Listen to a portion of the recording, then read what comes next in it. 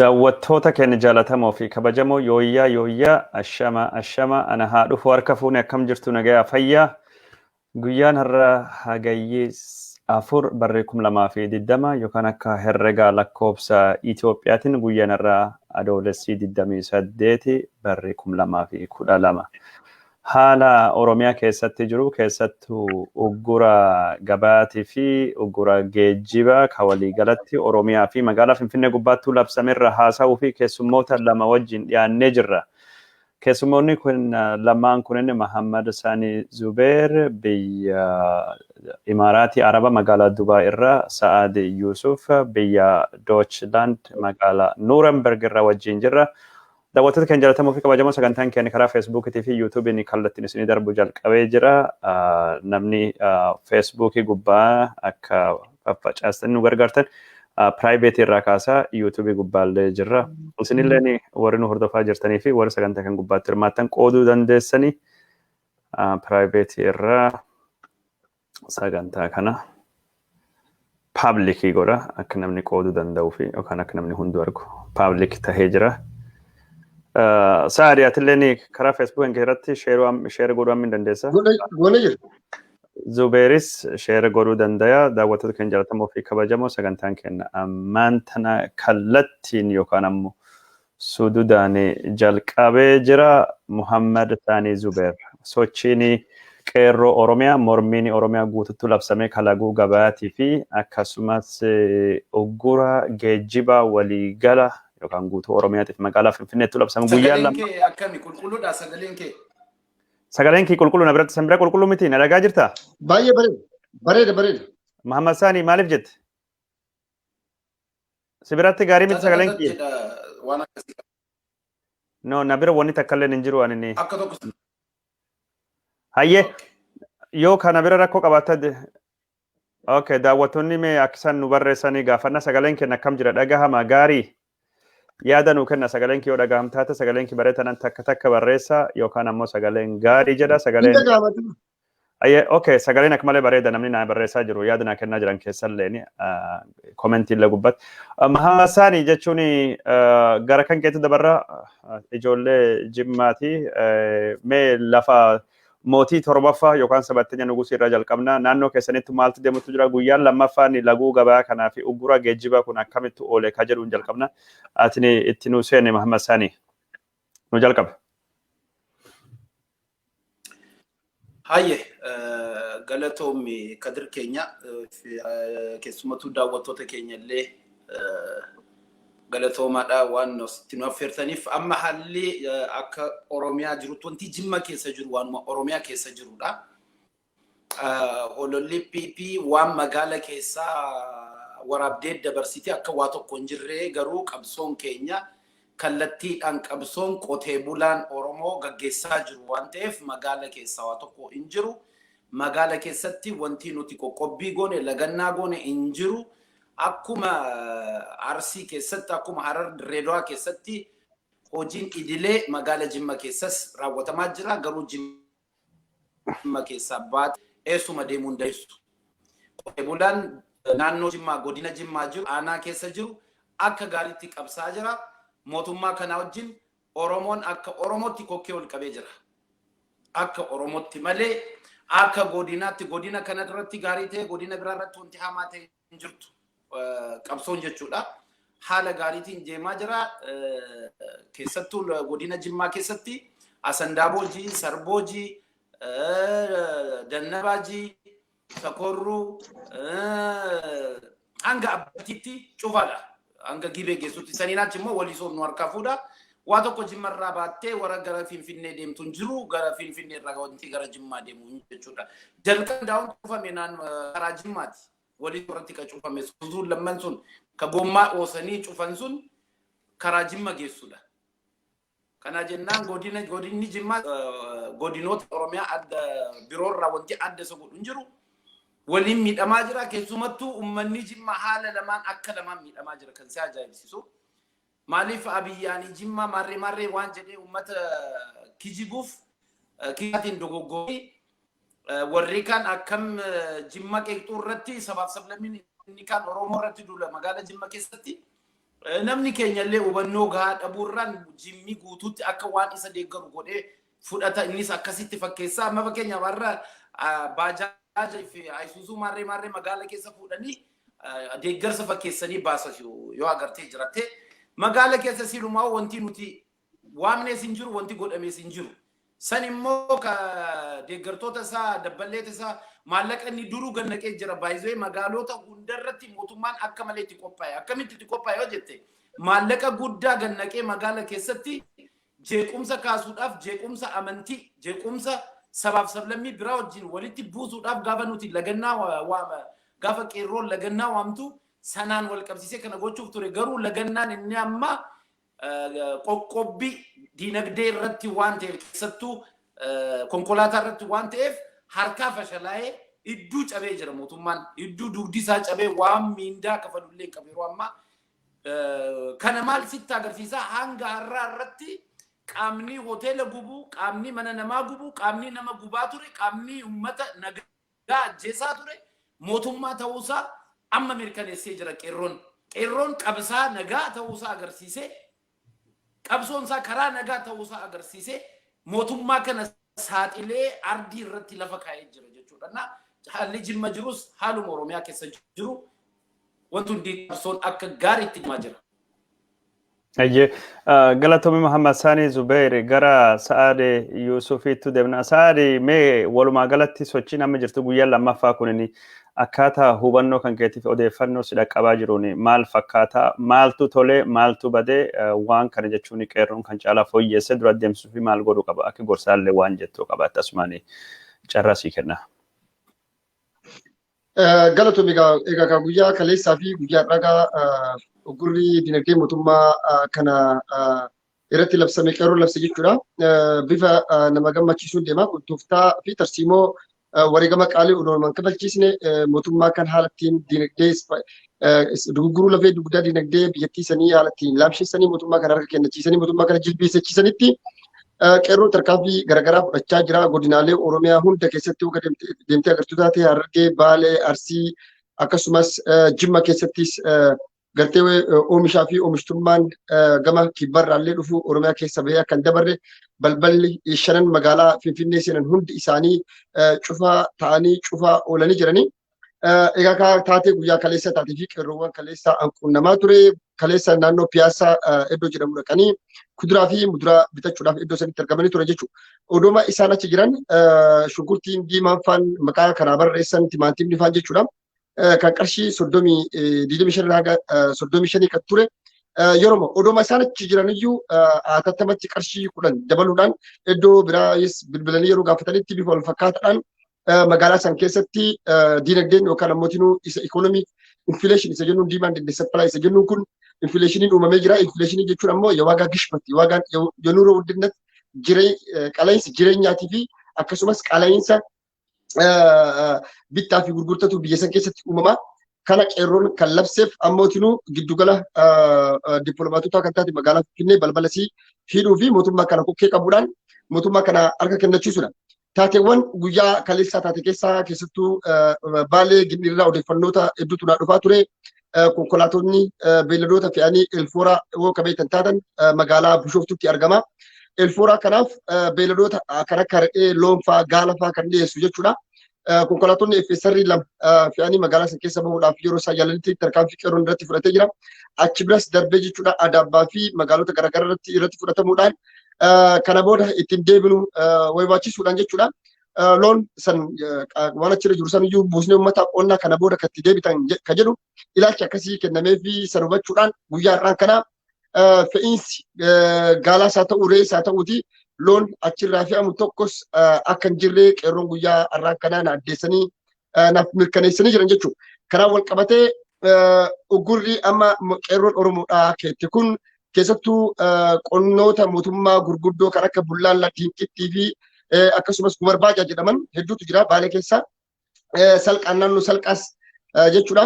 Oomishaa fi oomishtummaan abbootiin dhuunfaas haa ta'uuti sadarkaa mootummaatti warshaa Abiyyi Dheengadda magaalaa Finfinneetti eebbisiisee warshaa daabbootiif qamadiin fe'amu Baalee fi Arsii keessaa kanaafiyyuu warshaa saniif akka hin qaqqabnee fi daabboo inni guyyaatti kuma meeqa oomisha jedhee ittiin dhaadatu laguudhaaf jechuudha mootummaa kana uummanni magaalaa Finfinneedhaa akka gabbahee balaaleffatuu fi gartee dhugaa Oromoo haqni Oromoo akka Oromoon qabu arganii hubatanii xiyyeeffannoo keessa galchan kan mul'isee jechuudha.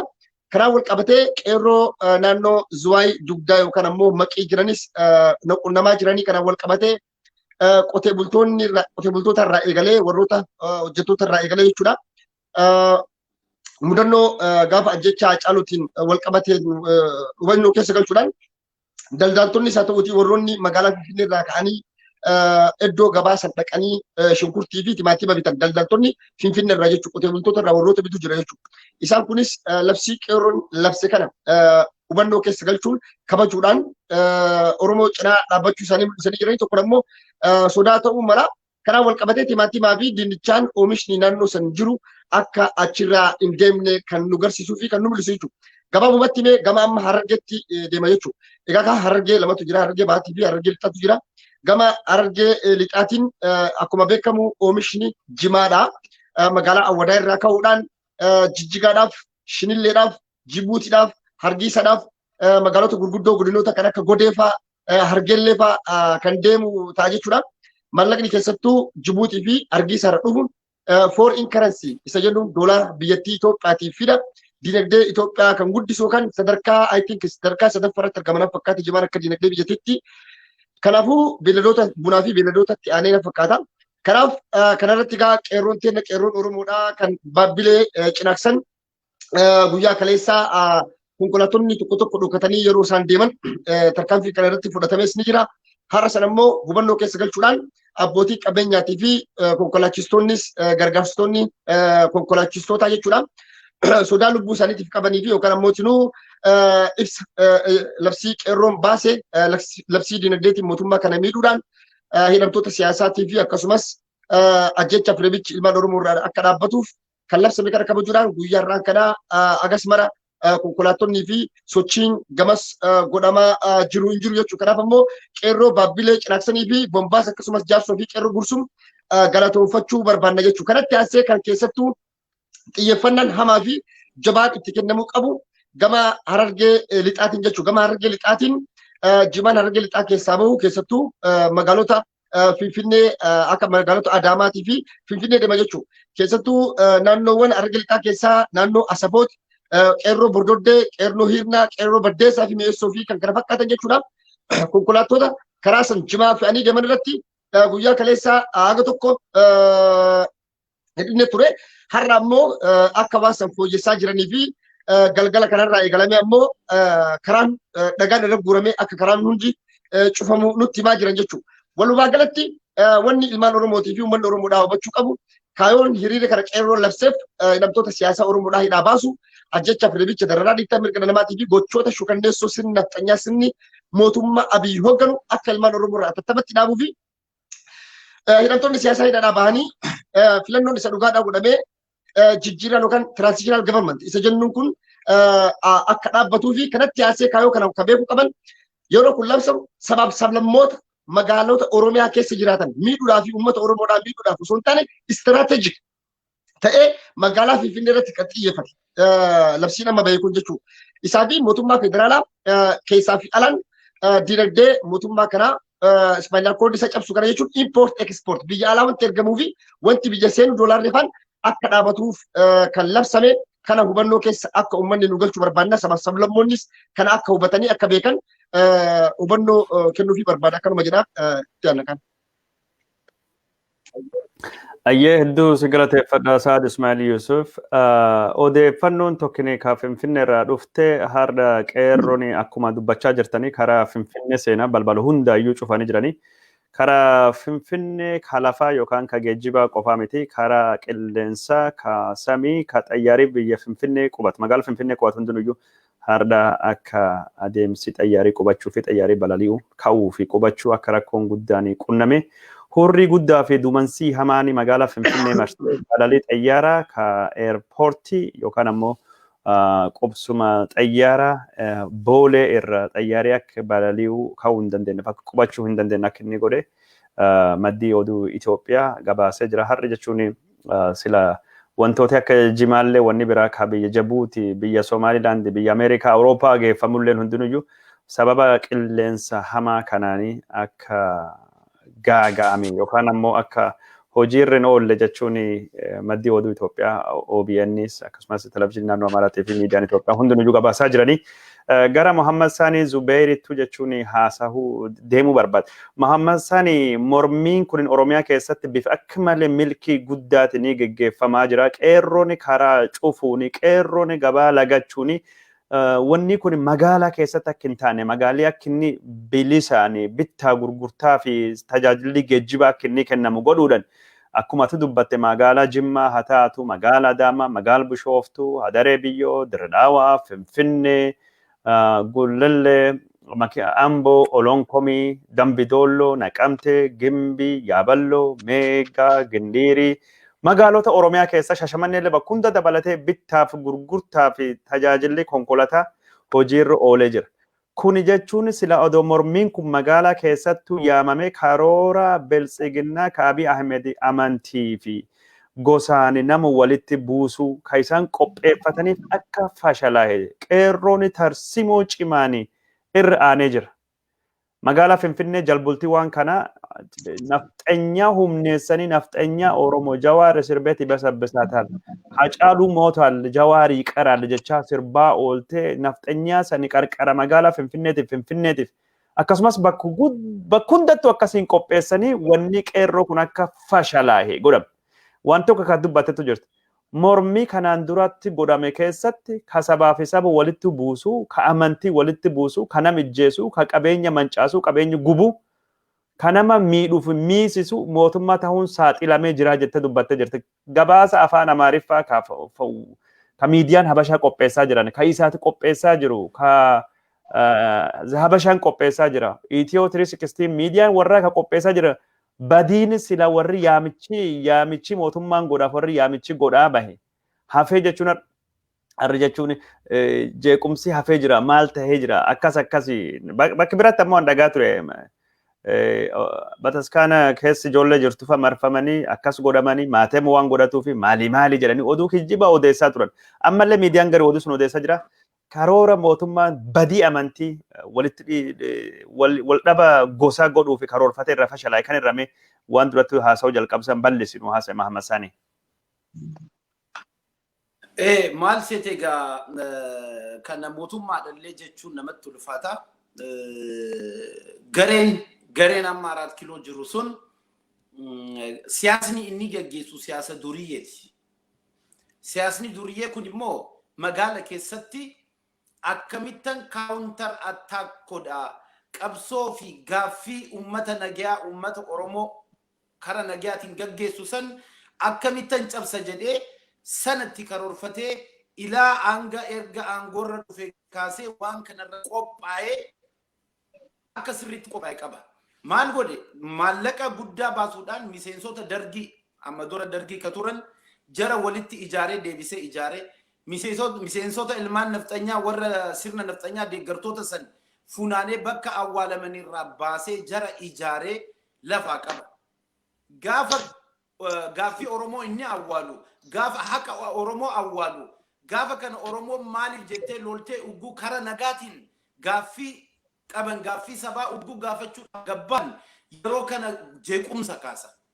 Warra ijaaree lafa kaa'e wajjin walitti bu'iinsa godhaa achi keessatti lubbuun namaa darbaa achumaan deemanii okkora san keessatti qabeenya namaa diiguu, qabeenya namaa gubuu, nama fannisanii ajjeesuu waan akkasii godhu. Kana keessaa namni afaan Oromoo dubbatus ni jira. Ka maallaqaan bitame jechuudha agartee. Amma kanayyi qeerroon keenya biyya keenyaa sirriitti xiinxaltee maaliif guyyaa gaafa siin qeerroon keenya karaa nagaatiin baatee gaafa mirasii itti dhagaa'e ibsuudhaaf gabbaan ka uumamu waan biraati. Miidiyaa Habashaa jedhi maal jedhi qopheessanii jarri iskiriptii qopheessanii duraanuu qabu waan ta'u jarri dura dursanii beeku. Gana osoo dubbichi hin dhumin manni osoo gubatee hin dhumin lubbuun namaa akka jarri ajjeesan osoo lubbuun keessaan bahin ugguu as naannoftu Habashaan odeessuu eegale Waaltaan odeessuu eegale ETV'n odeessuu eegale. Kana jechuun iskiriptiidhaan hojjetamaa jira. Qeerroon kanarratti dammaqxee tarkaanfiin qeerroon amma fudhatte kun akka waan ajaa'ibaa seenaa Itoophiyaa san keessatti maqaa sii deebiftee ijaartee maqaa ofii qeerroon keenya karaa qabsaa karaa nagaa ta'uu itti agarsiiftee hololaan osoo hin ta'in hojiidhaan karoora nama nagaa balleessuu akka hin qabaanne itti agarsiiftee qabsoon si qabsoo haqaa ta'uu agarsiiftee yakka matamaa jirtu keessa akka harki ishee hin jirre hololaan osoo hin ta'in karaa nagaatiin qabatamaan lafarratti agarsiiftee nageenya ummata nagaatiif jecha of wareegdee qotee bulaan qabsoo kana harkaa fuudheeti baadiyyaatti geesse keessummeesse laal yeroo ammaa. Maaliif bakka namni iddoo hin jirretti bosona keessatti kan nuti barbaannu mootummaa kana akkaataan nuti itti argannu bakka kanatti bakka namni miidhamneetti jettee achitti geessite laal. Fakkeenyaaf makiinaa tokko qoqqobbii qeerroo diiganii dhiisanii ka deeman ni jiru. Sanarratti tarkaanfii kan irratti fudhatame tokko ni jiru. Kana jechuun duratti himtee jirti. Qeerroon natti hin dhufina. Karaan kun cufaadha. Magaala keessan bayina. Magaala xiqqaas haa ta'u, magaala guddaas haa ta'u, magaala aanaas haa ta'u, godinas haa ta'u, naannoos haa ta'u, bakka jirtanutti akka feetan dinagdee keessan, hojii keessan, jiruu keessan gaggeeffadhaa jette qeerroon. Achi keessaa baatanii garuu karaa baadiyyaatti natti hin dhufina. Qoqqobbii dinagdee keessattuu konkolaataa fi kana godheetiin jira. Dura bitutti himte biltiginnaan gaafa nuti magaala keessatti hiriira baanu siin namatti himtu akkasiin mana gubdu.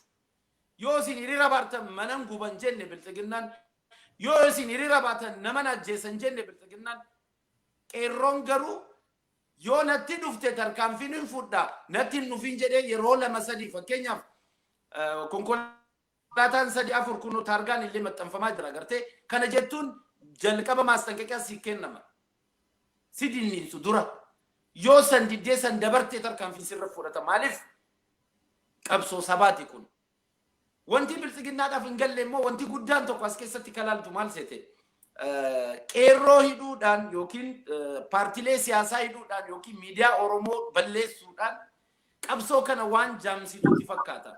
Qabsoon kun qabsoo paartii miti. Qabsoon kun qabsoo namoota dhuunfaa miti. Qabsoon kun qabsoo sabaati. Jawaar yoo amma boraachi bahee ani biltiginnaa teera yoo jedhe qabsoon hin dhaabbatu. Jawaartu nu keessaa ba'a malee. Agartee yoo Baqqalee Garbaan achi keessaa bahee anarra booda biltiginnaadha jedhe qabsoon hin dhaabbatu. Baqqalee Garbaatu nu keessaa ba'a malee.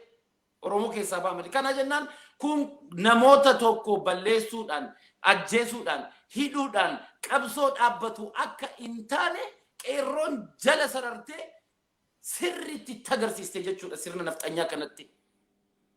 OMN hin balleessiteef, Jawaariin hiteef, Baqqalee hiteef, qabsaa'ota Oromoo cufaa balleessiteef wanti dhaabbatu tokko hin jiru yoo beenzila ta'e malee.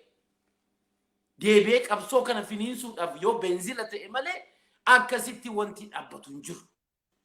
Qabsoo jaarraa tokko guutuu irratti wareegamee dhufe kan akka yaallootti akka xabatti haa geesse kaleessa wayyaanee amma 27 qallabaa beeti san gabbisee fixee jennaan amma immoo nafxanyaadhaan qallabaa ilmaan Oromoo nyaachaa dhiiga ilmaan Oromoo gannaqaa foon ilmaan Oromoo waraabessatti kennaa jechuun kun hin danda'amu jedhee qeerroon sirriitti agarsiise jechuudha. Kana jennaan qeerroon kan amma itti jirtu qabsoo haqaati.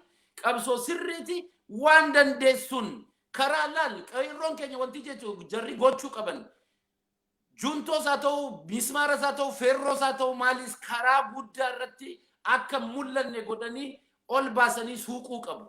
Yeroo kana waraanni bakka tokko deemuu hin danda'u gommaa jalaa dho'a. Waraanumaa kokkee qabuu danda'a qeerroon keenya. Inkaan warra kaanii miti konkolaataa biraa dhiisiti. Waraanuma akkasitti jilbiinfachiisa. Haalli amma itti jiru immoo ka ittuu daran amma dura lagannaa gabaa waamee qeerroon waamee ka hin milkaayin bakka tokkotti ka hin milkaayin inni amma immoo wareegama xiqqaadhaan injifannoo kana hin jenne ka guyyaa 2-3 keessatti mootummaa sana masaraa sana keessaa baasee ardii ragatu bar beekadhu warri kaleessa malee engadda Hacaaluu ajjeefneerraa Jawaartu nuafa jedhee warri shubbisaa ture sun guyyaa lama booda ni agarta 4 kiiloo deemu waan nyaatan ugguu dhaban. Wanti jarri nyaatan Oromiyaa irraa dhufa. Wanti jarri dhugan Oromiyaa irraa dhufa. Wanti jarri kiisha jaraa kuttatan Oromiyaa irraa dhufa. Bunni yoo agarte ko Oromooti, minaan ko Oromooti, Arsii Baalee irraa dhufa. Bunni Jimma irraa dhufa. Agarte ka Oromooti, warqiin hundi Oromiyaa keessaa baheetu deebisee nurratti ta'e qabeenyi Oromoo duris har'as yoo akkaataa qabiinsa wallaalee diinni Oromoo qabeenya isaati. Oromoon amma booda yoo diina isaa jilbeenfachiisuu qabe qabeenya isaa micciiree harkatti qabu. Akka durii Oromoo yawwaanu garaagarno wada saffino kana jechuun maal jedhaa jirti beektaa? Oromoon gowwaadhaa waa tokkoon beektu rursiteetu markaa fuuta siin jechaa jirti. Waa biraan seen no qeerroon amma jenereeshiniin dhaloonni qubee kun yawwaas miti garaagaris miti. Wanta kan of keessaan qabu qeerroon amma qubee kun mirga akka beeku ግዴታ ሳስ ከቤኩ ዲቀመሳስ ከቤኩ ሚርገሳስ ከቤኩ ፌዲፍ ደንታሳ ስሪት ገዲ ፈገኛን አዳም ባፈቴ ከቤኩ እንኩን ያማ ዮ ከበጅ ደስ ከበጅታ ዶአቲ ከበጅቴን በጃ ዶአቲ ውልፈኛ ትከኒት ውልፈኛ ሲከና ቀበኛ ሳሞ ለካወ ቀበተ አከሲቲ ቀበ ዲኒ ኦሮስ ቦሪስ ከሌስ ሳረስ ቦሪስ ቀበኛ ሳት ቀበኛ ሳ ጀቤፈናን ኦሮሞን ዲነን ቀቡ ከቢራ ዲነ ቢራን ቀቡ ከኢሳ አረብሲሱ ከኢሳ አጀሲሱ ከኢሳ ሂሲሱ ቀበኛ ሳት ከናጀናን ወንቲ አረቀሮን ጎደማኒ ቀበኛ ሳረት ደቺ ሳረት ይታቦሜ ቀበ ደቺ ሳረት ይታቦሜ ገንደቲ አነቱ ቡልቻ አነቱ ሙርቴሳ አሲኒን ባቱ አሲኒ ባታ አሲኒ ቴሳ አሲኒን ቴሱ አሲኒ ዳበታ አሲኒ ዳበቱ ሲንጄ ሚልከኩን ኤከረቲ ሲቱቲ ሙርቴሳ አለጋሚቲ ከሲ ሙርቴሱ ከናጅና ቀሮን አኪቲ ሲኒ መኩን ዋን አጃይባት ፉፍናን አማሚቲ ቀሮን ከነ ኦሬዲ ከኩፌ ቱማን ቶኮ ኩፌቱ ተዲኦፍ ከስ አገርቴ ተኖ መታው ያጣለ ማይወይዳል ጀሪኑ ሞቱማን ኩን የከብቶች ለበሬው እንጂ መሐመድ ሳኒ ሰገሌን ከንከ ጅራ ጅሩ መቶሮሞንቲን ቤክ ኢሱማን ያጀሱ ከነ ቀሮ ኬኛል መሐመድ ሳኒ ሰገሌን ከን ጭጭታዮ ስሬፈተ ሰገሌን ከን ጭጭታ ጅራና ዳጋማ እንጅሩ ጉቱማ ጉቱ ጭጭታ ጅራ ሜዋን ስሬሶ ጅራ ስሬስ ሰገሌ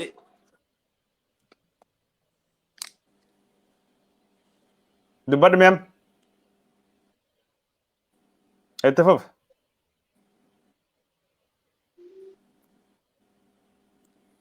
اموني لقاما يا اتفق لقاما جرى اتفق اوكي كنا جنا مال جدي ابي ينقدم لان موتمان توكو غافني عربان امتتي دفو ابدي كوتته جچودا غافني نما اجيسو ايغلو ابدي كوتته جچو غافني دو ايغلو ابدي كوتته جچودا كفون ساب كنانا ميت كجد ابيوتو ميتوتارت جدني يو يادته حسب ميديا زغرتو መንግስት መሆን አይቻልም የሰፈር አለቃ መሆን ይቻላል እንጂ ጀድ እንሞ አለቃው ማ 4 ኪሎ ለተው ደደበ ያደስ ጩፌ ሚዲያስ ጩፌለ ከኦፍ ኤጋጅሩ ወራኔ ኤርቶ ኤጋጅራ አለቃው ማ 4 ኪሎ ተው ከነጀቹም በር ኡጉኒ ወራኒ ኦፌጉ ወራኒ ኢትዮጵያ ኢሳፍ አጀጀንቴ ጀቴ ዋንቶ ኮን ረሲቡሳ አምቦ ከሌሰ ቢሊቢሌቲን ቱሬ ግሪያንቶ ኮ ማንጀ አቦ ወራኒ ኩ ዋን አብዲ ኩተቴ ፈካታ አማ ኡጉን ኡላኑ ኑቲ ነመነገያ አማጣበቴ ኑጥቁት እንጅሩ ነው አጀሱት ኑቀ ኑጡ እንጅሩ ጨል ጀደቱ ማን ኡላለ ኪሎሜትሪ ዲግደመራ አምቦ ኬሳ ኪሎሜትሪ ዲግደመራ አምቡላንሲን ቶኮ አምቦ ዱፉዳ ሳአፉር ኢትፉደቴ ሳአፉር qeerroon osoo suuta jettee ilaaltu keessi waraanni akka hin jirre ilaalaa qoree jalaa fuudhaa akkasitti sa'a 4 itti fudhatee kiiloomeetirii 20 sa'a 10 daqiiqaa 10 ka seenu jechuudha. Sa'a 4 itti seene. Kana jennaan akkitti qeerroon qabdee jirtu ajaa'iba sitti ta'a bakka. Hanga ammaa irratti lagannaan qoqqobiin godhame akka kanaa milkiin hin jiru. Qabeenya si qabattee qabeenya keeti qeerroo dachii keeti qeekeeti situ itti abbaadha situ itti murteessa. Kana jennaan jabaadhu qabi. Hanga ayyoonni kan kee guutuun Jawaar qofa gadhiifameef miti. Jawaar qofa miti waan Baqqalaa gadhiifameef miti. Ganda keetti haati ilmaan Oromoo tokko ilmoon tiyyana jala mee jira maneedhaa jira yoo jette qoqqobbiin kun itti fufuu qaba. Haati ilmaan Oromoo tokko amma booda kan nuti value kenninu lubbuu ilma Oromoo tokkoof lubbuu ilma Oromoo tokkoof qoqqobbiin akkasitti fufti. Amma booda lubbuu ilma Oromoo tokkoof inkwaan hayyoota keenya qabsaa'ota keenya artistoota keenya aayikanii keenya ija keenya balleessuu dhiisiti. Qeerroo lubbuu ilma Oromoo tokkoof yoo nuti value kennine kabajamna. Bar dura nuti tuttuqtiin naftanyaan akkamsi gooti si tuttuqti jalaa jeefti ilmoo kee ajjeefti haadha ajjeefti abbaa kee ajjeefti ilaalti waan ati jettu.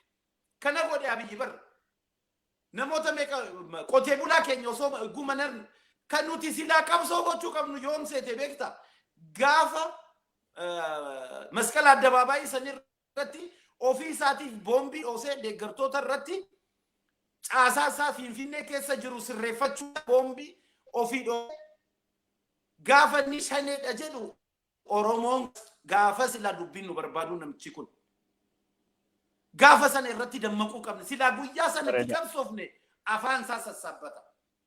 Hayyee Muhammad Sani hedduu si galateeffannaa namni birallee nu wajjin jira Zayituuna baatee ammaan tanutti dabalamtee jirti Zayituuna waan agamma haasawaa jirru irratti nu dhagahaa turte. Sochiin qeerroo kalaquu gabaatee fi uggura geejjiba hojiirra oolee jira guyyaa lammaffaadha guyyaan har'aa kaawwanni kun hojiirra oolaa jiru haa gammattu wanni ati dhageetti yoo jiraate wanni ati odeeffannoo ati qabdu yookaan ammoo gorsallee taatu dhaamsilleen wanni ati hubatte ka akka jajjabeennatu ka akka hanqinnatu wata agartuu jiraate Zayituuna yoo rakkoo qabaate bahee galu bahee gaddeebi'a Zayituuna dabareen kan keeti? Galatoom kadiroo isin cuftuun akkam isinin jedha fi obboleeyyan teenya nu hordofaa jiranillee akkuma atin jette argitee wanni amma godhaa jiramu ka biyya keessaa deemu jiru hedduu waan nama gammachiisu. Kanaafiyyuu guyyaa lammaffaadha haga guyyaa isin itti dhaabattu silaallee duratti hin murtoofne waan hedduu nama gammachiisu maaliif jennaan yeroo wanni kun hojiirra ooluuf deemtu ka argitee akka ummanni qoqqobbii mootummaa kana ka argitee mootummaa abbaa irree ka ilmaan Oromoo akka jirtuun argitee jenosaayidii irratti dalagu jiru ka argitee waraana Itoophiyaa guutuu dhiisiitii waraana Eertiraa dabalatee uummata keenya miidhaa gurguddaa irra geessisaa jiru ka uummata keenya salphisaa jiru kana yeroo waan kanarratti argitee hayyooti teennaa aktivistooti teennaa irra dubbatanii waan kana hojiirra oolchan jedhan warri hoggantooti mootummaa keessaa gadi bahanii abadan hin taatu hojiirran ooltuu jedhan namni ka akka taa'eefaa barreeffama inni maxxansee guyyaa 3 dura akka dubbisee jechuudha. Kanaafiyyuu kun amma injifannoo guddoodha. Maaliif jennaan asoo guyyaan iyyuu hin gahin halkanuma san iyyuu hojiirra ooltee miidiyaa adda addaatillee iban miidiyaa ummata ollaa ka Somaalee fa'arraallee dhagahaa ture. Ijoolleen tokko ka Somaalee ka walbeen iyyuu keessannatti erganii waan Oromiyaan keessa jirtu argaa turre. Kanaafiyyuu argitee hedduu injifannoo guddaadha guyyaa lammaffaatirra jirraa.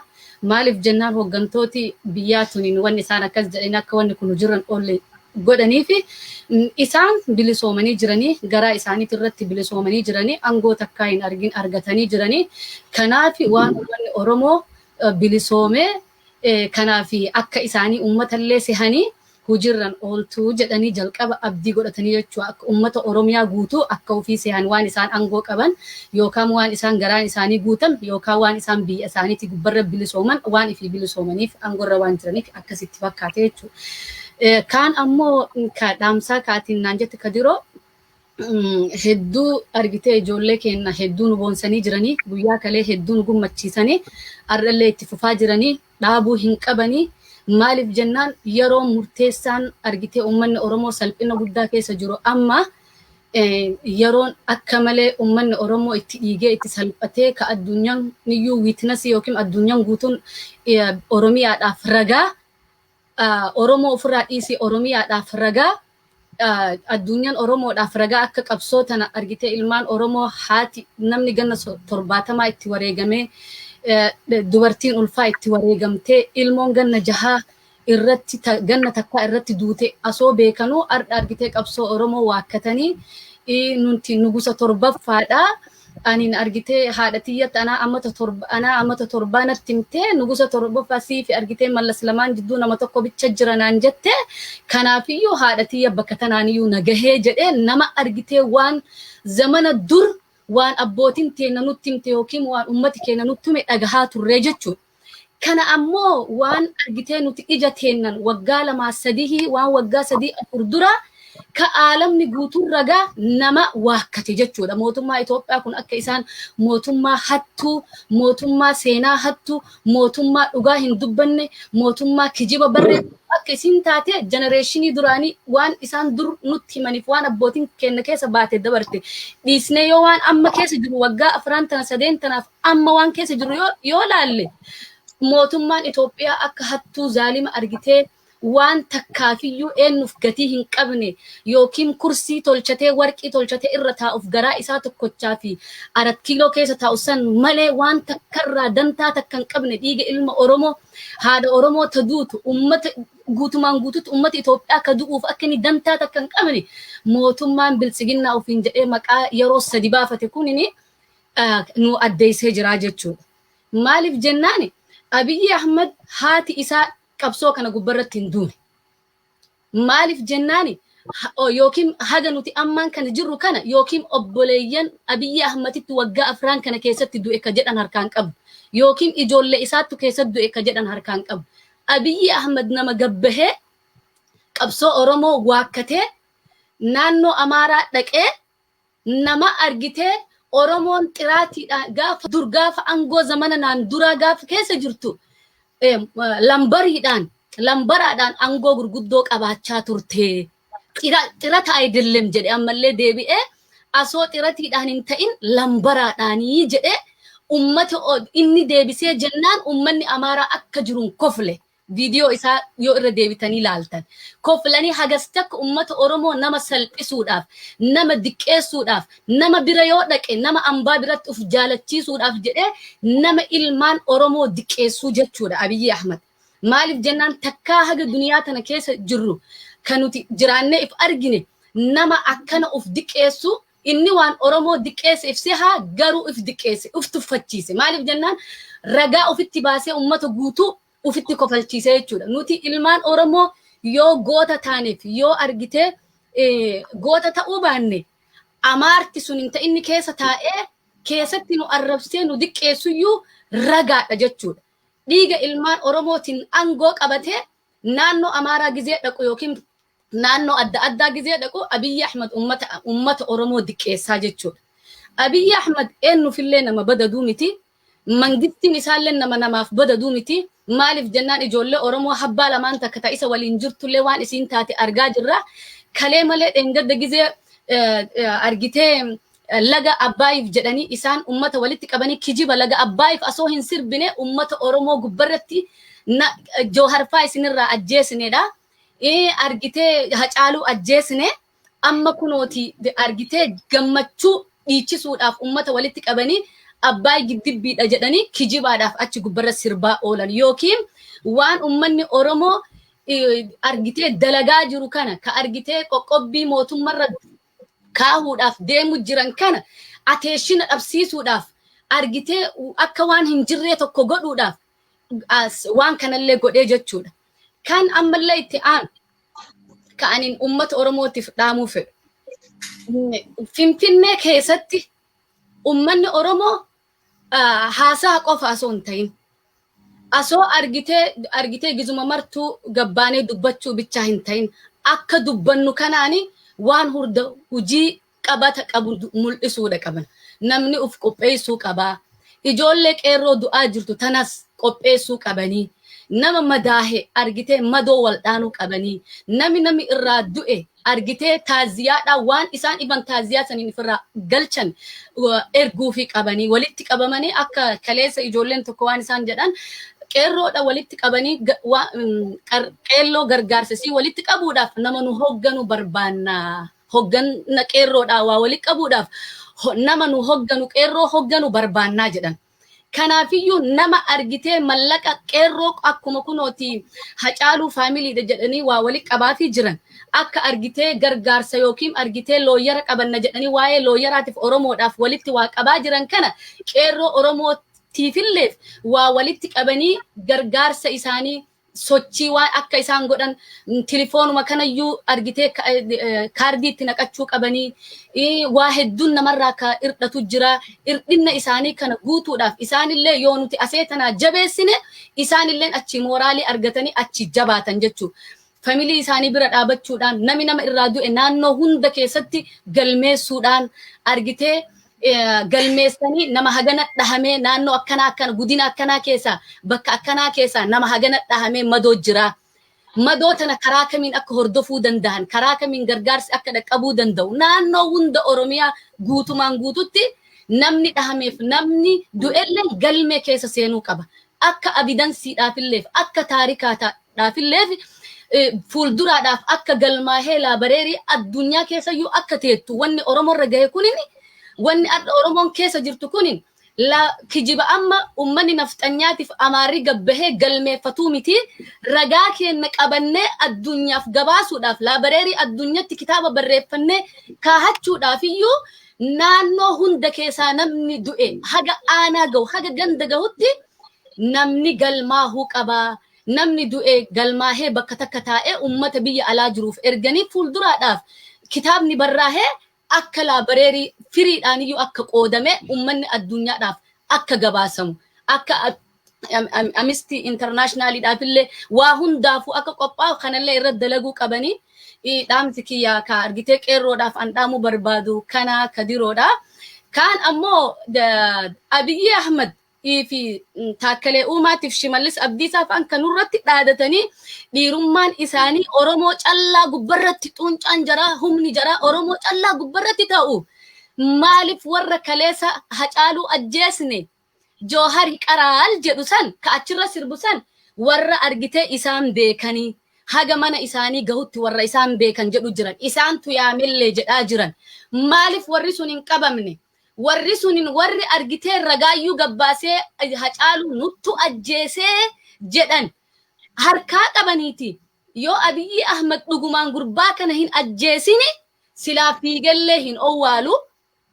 Halkan saniinillee gizuma san baasee sa'aa muraasa keessatti fiiganii mucaa hin baasanii asoo akka isaan baanan shaneen ka ajjeesu taate ji'attillee hin owwaalu Abiyyi Ahmad. Balaa itti barbaadatee duraaniyyuu ka diraamaa meeqa akkam itti barbaadatee ijoollee Amaaraa nama 17 naannoo Wallaggaa keessatti qabataman jedhanii kijibaadhaan diraamaa Wallagga irratti tolchanii Wallagga akkasii cabsanii jechuudha. Isaa arda silaa sarragaa argate silaa Abiyyi Ahmad abaddan atoo wanni feete buutee Hacaaluu asoo yookiin namni biraa ajjeesee silaa hin owwaalu ture. Fiiganiini ummata Oromoo jalaa baqateeni haga ammaati qabrii isaa hin eegan akka waan Oromoon baastee sarchi gootuu wayii hin laalan jedhanii qabrii isaa namatti godhu isaa jira isaatiyyuu waardiyaa godhuu fi dadhabetti arda qabrii isaa akka Oromoon hin dhaynee fi faamilii isaatillee uummatarraa eeguu jira jechuudha. Kanaafiyyuu uummata Oromootiif wanni ifa ta'uu qabu. Hacaaluu Hundeessaa wanni nuti gamana qabanu tokkollee hin jiru namni ajjeese Abiyyi Ahmadiif mootummaa biltsiginnaati. Kuni adi silaa mootummaan biltsiginnaa hin ajjeesini nama takkallee ittiin dhiheessan ifii sarchi godhan ufii fuudhan poolisii itti godhan doktoroota itti godhan waa hundaanuu irra dhaabatanii sarchi godhanii kabajaan ummata Itoophiyaa guutuu baasanii addabaabayii masqalaatitti geegessaa godhanii fi akka inni fedhetti silaa owwaalan jechuudha ummata dhibii cabsuudhaaf shanema san cabsuudhaaf sila akkas godhaa jechuudha garuu ajjeesee akka hattuutitti fuudhee namni wanni godhee miidiyaa keenya guyyuma san dhaamsee ijara keenya hoggantoota keenya hidhee deebi'ee ardallee gizee ummata Oromoo irra geeraruudhaaf Finfinnee gubbaratti ummata baasee nurratti dhiichisaa oolee jechuudha Abiyyi Ahmediif mootummaan Bilisiginnaa. Kanaafuu ummanni Oromoo rafuu hin qabu. Miliyoona 50 yookiin haga 60 nuti. Hin dhaadanna gizee mara. Hin faarfanna nuti ummata miliyoona 50 ummata bal'aa ummata akkanaa jenna. Garuu keessi kenna onaadha. Silaa keessi kenna ona hin ta'ini Itoophiyaa san keessatti namni akka Oromoo nama barate qabu hin jirudha. Yoo doktora taate, yoo profeesaroota taate, biyya alaa kanaa meeqa tam qabna?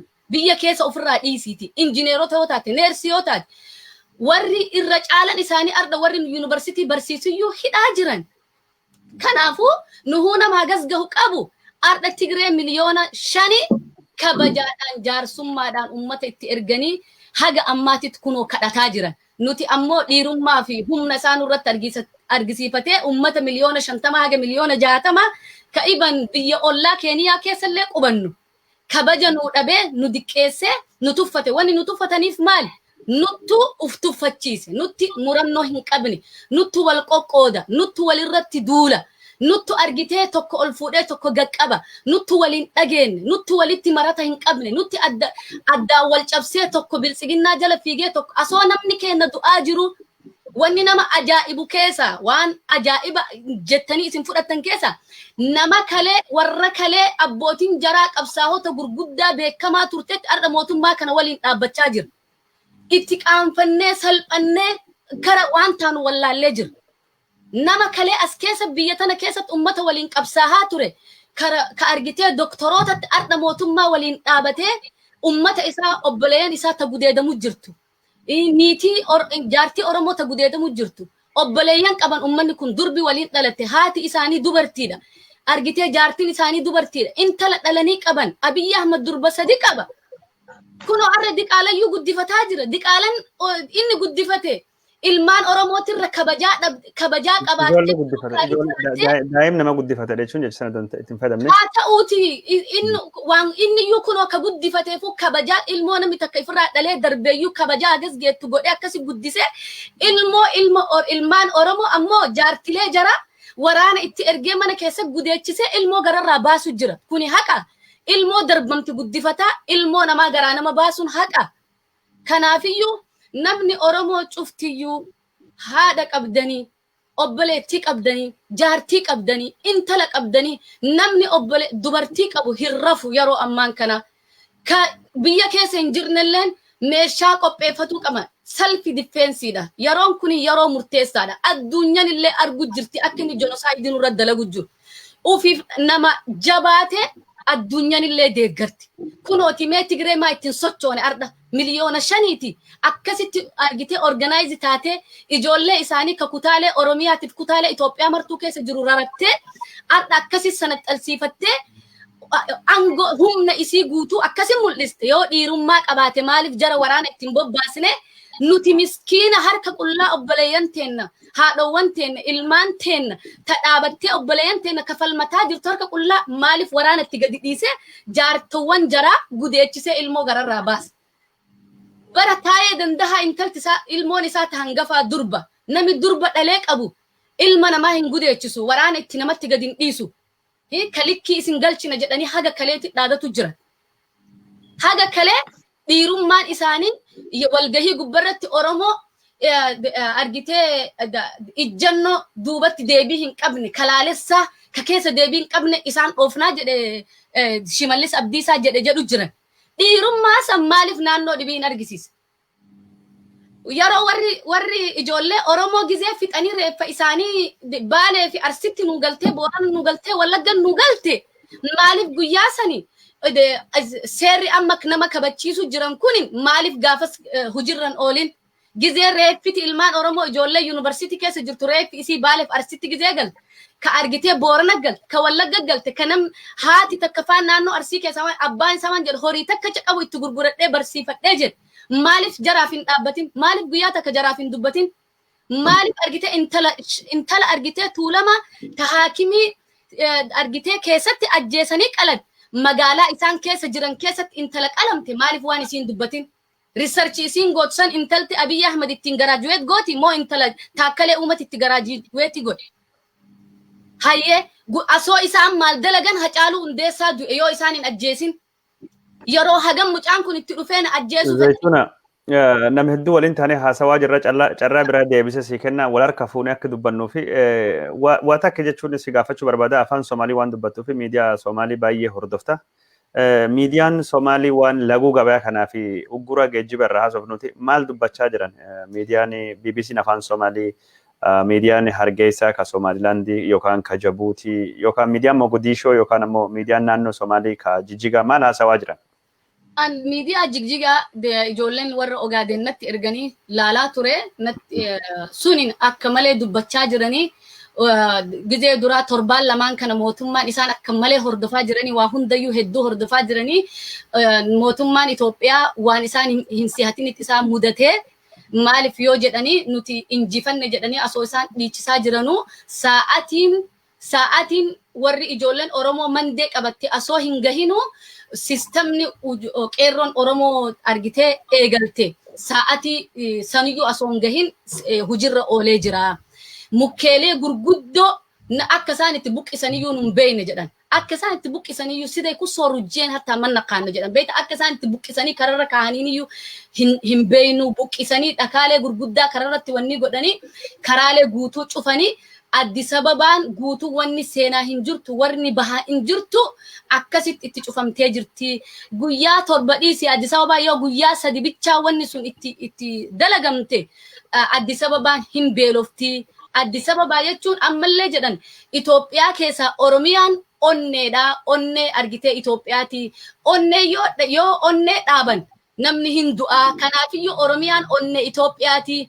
Yoo Oromiyaan ummata kana Addis Ababaa onnee isaanii tuqxe warra of maraachii Oromotti Oromoo akkana goona jedhanii qabsoo ummata Oromoo kararraa maksanii warra nuti argitee nugusa kingii wanniiti jedhanii of maraachan kana likkii isaaniitti deebi'anii ammallee ummanni Oromoo kun waan nun beeyne beekaa argitee nuti qawwee callaa fudhannee danqaraa keessenne nama aduu callaa beeknaa jarri kunoo magaalatiyyuu argitee maaqabii irra keettee kunooti akka isaan hin sochoone isaan godhanii wanni isaan girgireessaa jiranii kanaafiyyuu injifannoon ka ilmaan Oromoo fakkaatti durillee injifannoon ka ilmaan Oromooti ka injifatee lolee waggaa haganaa guutuu qabsoo tana oofe ijoollee Oromooti ka harka qullaa dhaabatanii injifannoo tana fidanii isayyuu achirra kaahatanii fuudhee warra isa argitee angorra kaahellee hidhan naqee gurbaallee ajjeesee gurbaa argitee sirbaa isaanii beekamaallee Abiyyitti mootummaa biltsiginnattu ajjeesee isaalleen addeessanii jiran akka biltsiginnaan mucaa ajjeeste adumaan aditti ajjeesanii addeeffatanii jiranii jechuu kanarraayyuu fudhatanii waan walii dhaamu jiranii Oromoo wanni arda injifatuu dadhabanii mootummarra aanteefi miidiyaa jabaa qabdii. Miidiyaa jabaa isin qabduuf jecha injifachuu dadhabanii nutiyyuu akka ummata Somaaletti Ogaadeetti miidiyaa jabaa akka Oromoon dhaabatte kana dhaabachuudha qabnaa jedhanii walitti himaa jiran. Hagas takka ummati Oromoo amma booda eenyullee duuba deebisuu hin danda'u. Itoophiyaan yoo jiraattellee Oromomaan jiraatti yoo baddellee Oromoon baddii. Abiy Ahmed uf jala hin laalle uf jala waan takkallee uf jala laalle fageessellee hin laalle silaa nama fageessee laale taate saba kanatti hin bu'u nama saba argite kama kalee inni Tigree waliin ta'ee ummata isaanii fixaa ture fuudhanii jarri angoo jarri jijjiiramte jettee angoo gubbarra keette inni arda gadi garagalee jara deebi'ee jara fixee iban jedhan waan dhibaadhiisi mootummaan Itoophiyaa guutuun walitti dhaqanii ministirii Itoophiyaa guutuu itti fidanii ka Eertiraallee dabalatanii fixaa jiran ummata kanaa jedhanii akka malee isaaniyyuu itti dhagahamee dubbatan ummanni Oromoo dhumutti jira mootummaan Itoophiyaa ummata Oromoo fixaa jira waan dhibaa bira bahee dabree ministirii Eertiriyaa dabalatee ummata Oromoo fixaa jiranii haa ta'uuti haga humna isaanii kunoo ardallee duubatti hin deebine haga jarri teenna hidharraa nuu baatutti abadan hin rafnu jedhanii murteeffatanii jiranii jedhanii dubbachaa jiran akkuma gaarii dubbachaa jiranii ka ijoolleen isaanii aktivistoota isaaniitillee ka akka Hamzaa faalleen akkuma gaarii dubbachuu jira waa'ee kanarra ka jiru. هي زيتونة هدوس قالت فدا BBC نفاني سومالي مال دبته BBC dhaggeeffatte carraa BBC afaan Somaalee hin dhaggeeffanne ka jigjigaa san dhaggeeffadhe fi ka argitee miidiyaa ijoollee aktivistoota isaanii ka akka Hamzaa fa'a dhaggeeffadhe warri sunin ammoo waan gaariirra jiranii Oromoon hin injifatti nutis argitee waan isaanii mootummaa kennallee gorsaa jirra harka lafa jalaatinii maal jennaani akka inni liyyuu poolisii naannoo Somaalee akka karas hin deemne argitee jarri tun obboleeyyanteena zulmiidhaan argitee yookiin cubbuudhaan fixaa jiranii cubbuudhaan argitee miidhaa jiranii qabsootana isaantu itti ifaajee isaanii in miliksee Abiy Ahmedii kunin waan addunyaan illee ragaadha garuu jarri illee rafaa hin jiranii rabbi haa gargaaruti yoo Itoophiyaa yoo akkana taddaan kaate nutilleen hin cinnaa akkas jedhan ankalee kan irraa dhagahaa ture yoo Tigreen qophooftee jirti argaa jirtanii waraana isaanii mul'isaa jirti yoo isiin nageenni bu'ee namichi kun biyya tana kan nagaa itti buusee ummata hidhaa jiru kana hidharraa gadi dhiise biyya nagaa akka godhu taate biyyi Itoophiyaa nagaa yoo inni jara tana gadi hin dhiisin biyyi nagaa hin taatu Oromoolleen onneen isaanii jara hidhaa jirtu tanatti hidhaa qabdi jarri sun lafa jalatti hidhamtee Oromoon hin rafnu jedhaa jirti kanaafiyyuu onnee ilmaan Oromoo miliyoona 50 fi ka Joohar faan walitti waan hidhaa qabduuf ka Baqqalaa Garbaa faan walitti hidhaa qabduuf argitee haga jarri sun baatutti biyyi sun nagaa hin qabdu yoo biyyi nagaa taate nuti Itoophiyaa waliin jiraannaa waan Somaaleen tun nagaa hin qabnee fi yoo isiin ammoo nagaa ta'uu dhabdee ka biyyi tun akkasumaan ka diigamtee Abiy Ahmed yoo jara gadi hin dhiisin yoo akka wanni kanallee irraa dubbatanii jiran ka jarri kalee Finfinnee keessa baatee Hacaaluu ajjeesnee Joohar tunuu hafe Jooharillee nin du'aa ka isaan jedhesanillee irraa haasawanii jiran mootummaan Itoophiyaa Hacaaluu ajjeesee kunoo magaalaa keessatti ummata walitti qabee dhiichisee Joohar tunuu hafe Jooharillee hin ajjeesna jedhanii yoo isiniif fakkaattu waliin jedhan namicha xiinxaltoota isaanii walitti qabatanii yoo isinitti fakkaattu nama Hacaaluudhaan iyyuu rakkinni guddaan hagana gahu arra deemaa jiru Jooharii aangoo Itoophiyaa guutuyyuu Tigree isin argitan san ka Afrikaanuu sodaattu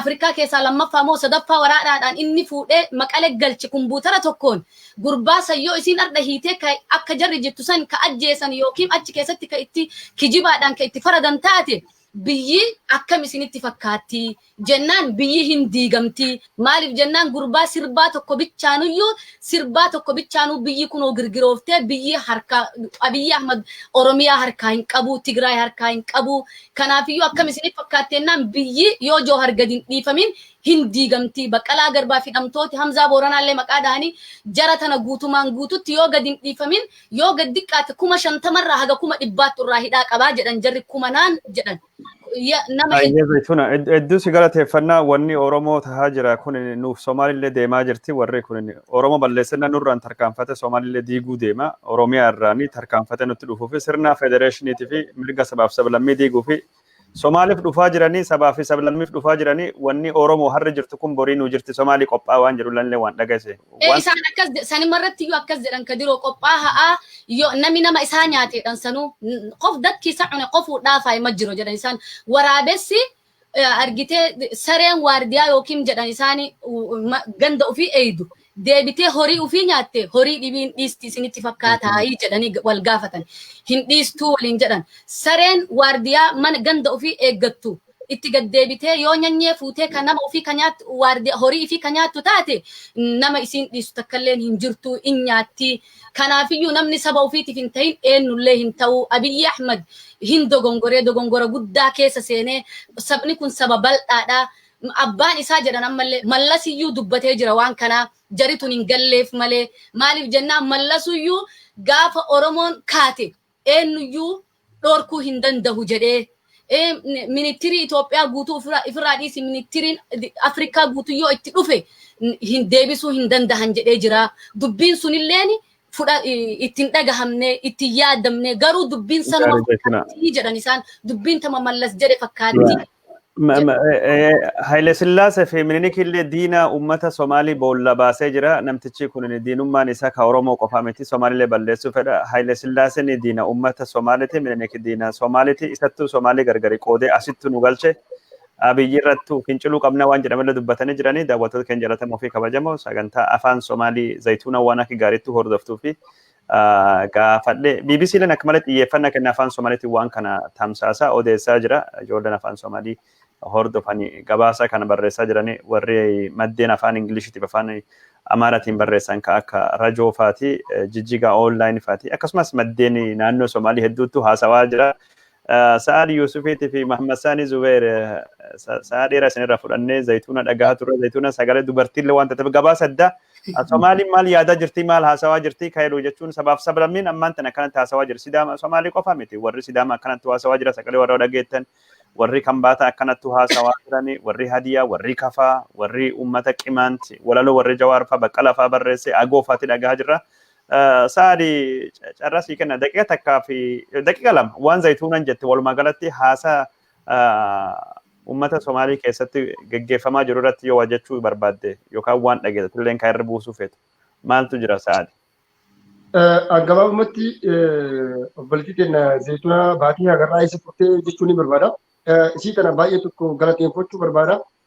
Keessattuu sagantaa OMN irratti yookaan ammoo miidiyaa gurguddaa irratti dhiyaattee wanta BBC fi gartee gama TV haa ta'uuti afaan Somaaliitiin hordoftee akkuma isaan dhugaa jedhan akka jirtu dubbatanii fi namni kun yoo kan bor obboleeyyan isaan cabsu taate bor nuullee nuun hiinu kanaafuu nus orgaanaayiz taanee mootummaa kana dura dhaabbachuu qabnaa akka isaanitti gartee uummata artistiidhaaf akkasitti biyya tana girgireessee mootummaa kana qaccarraan gahee artistii isaanii irraa ajjeefamnaan gootonni isaanii ammoo lafa dukkanaa jalatti hidhamaa jiranii kanaafuu uummanni kun callisuu biyyi nagaan argattuu biyyi karamtaanetti deemti kanaafuu ammoo abiyyi ammoo tinuu birmannaadhaaf yoo ka poolisa addaa yookaan humna addaa biyya poolisii isa jennu kana gama birmannaa naannoo Oromiyaatti kaa'aa mutuutaa akkuma warra Eertiraa fa'aa gartee afaan Somaaliitiin Eertiraa waraanni Eertiraadhaa.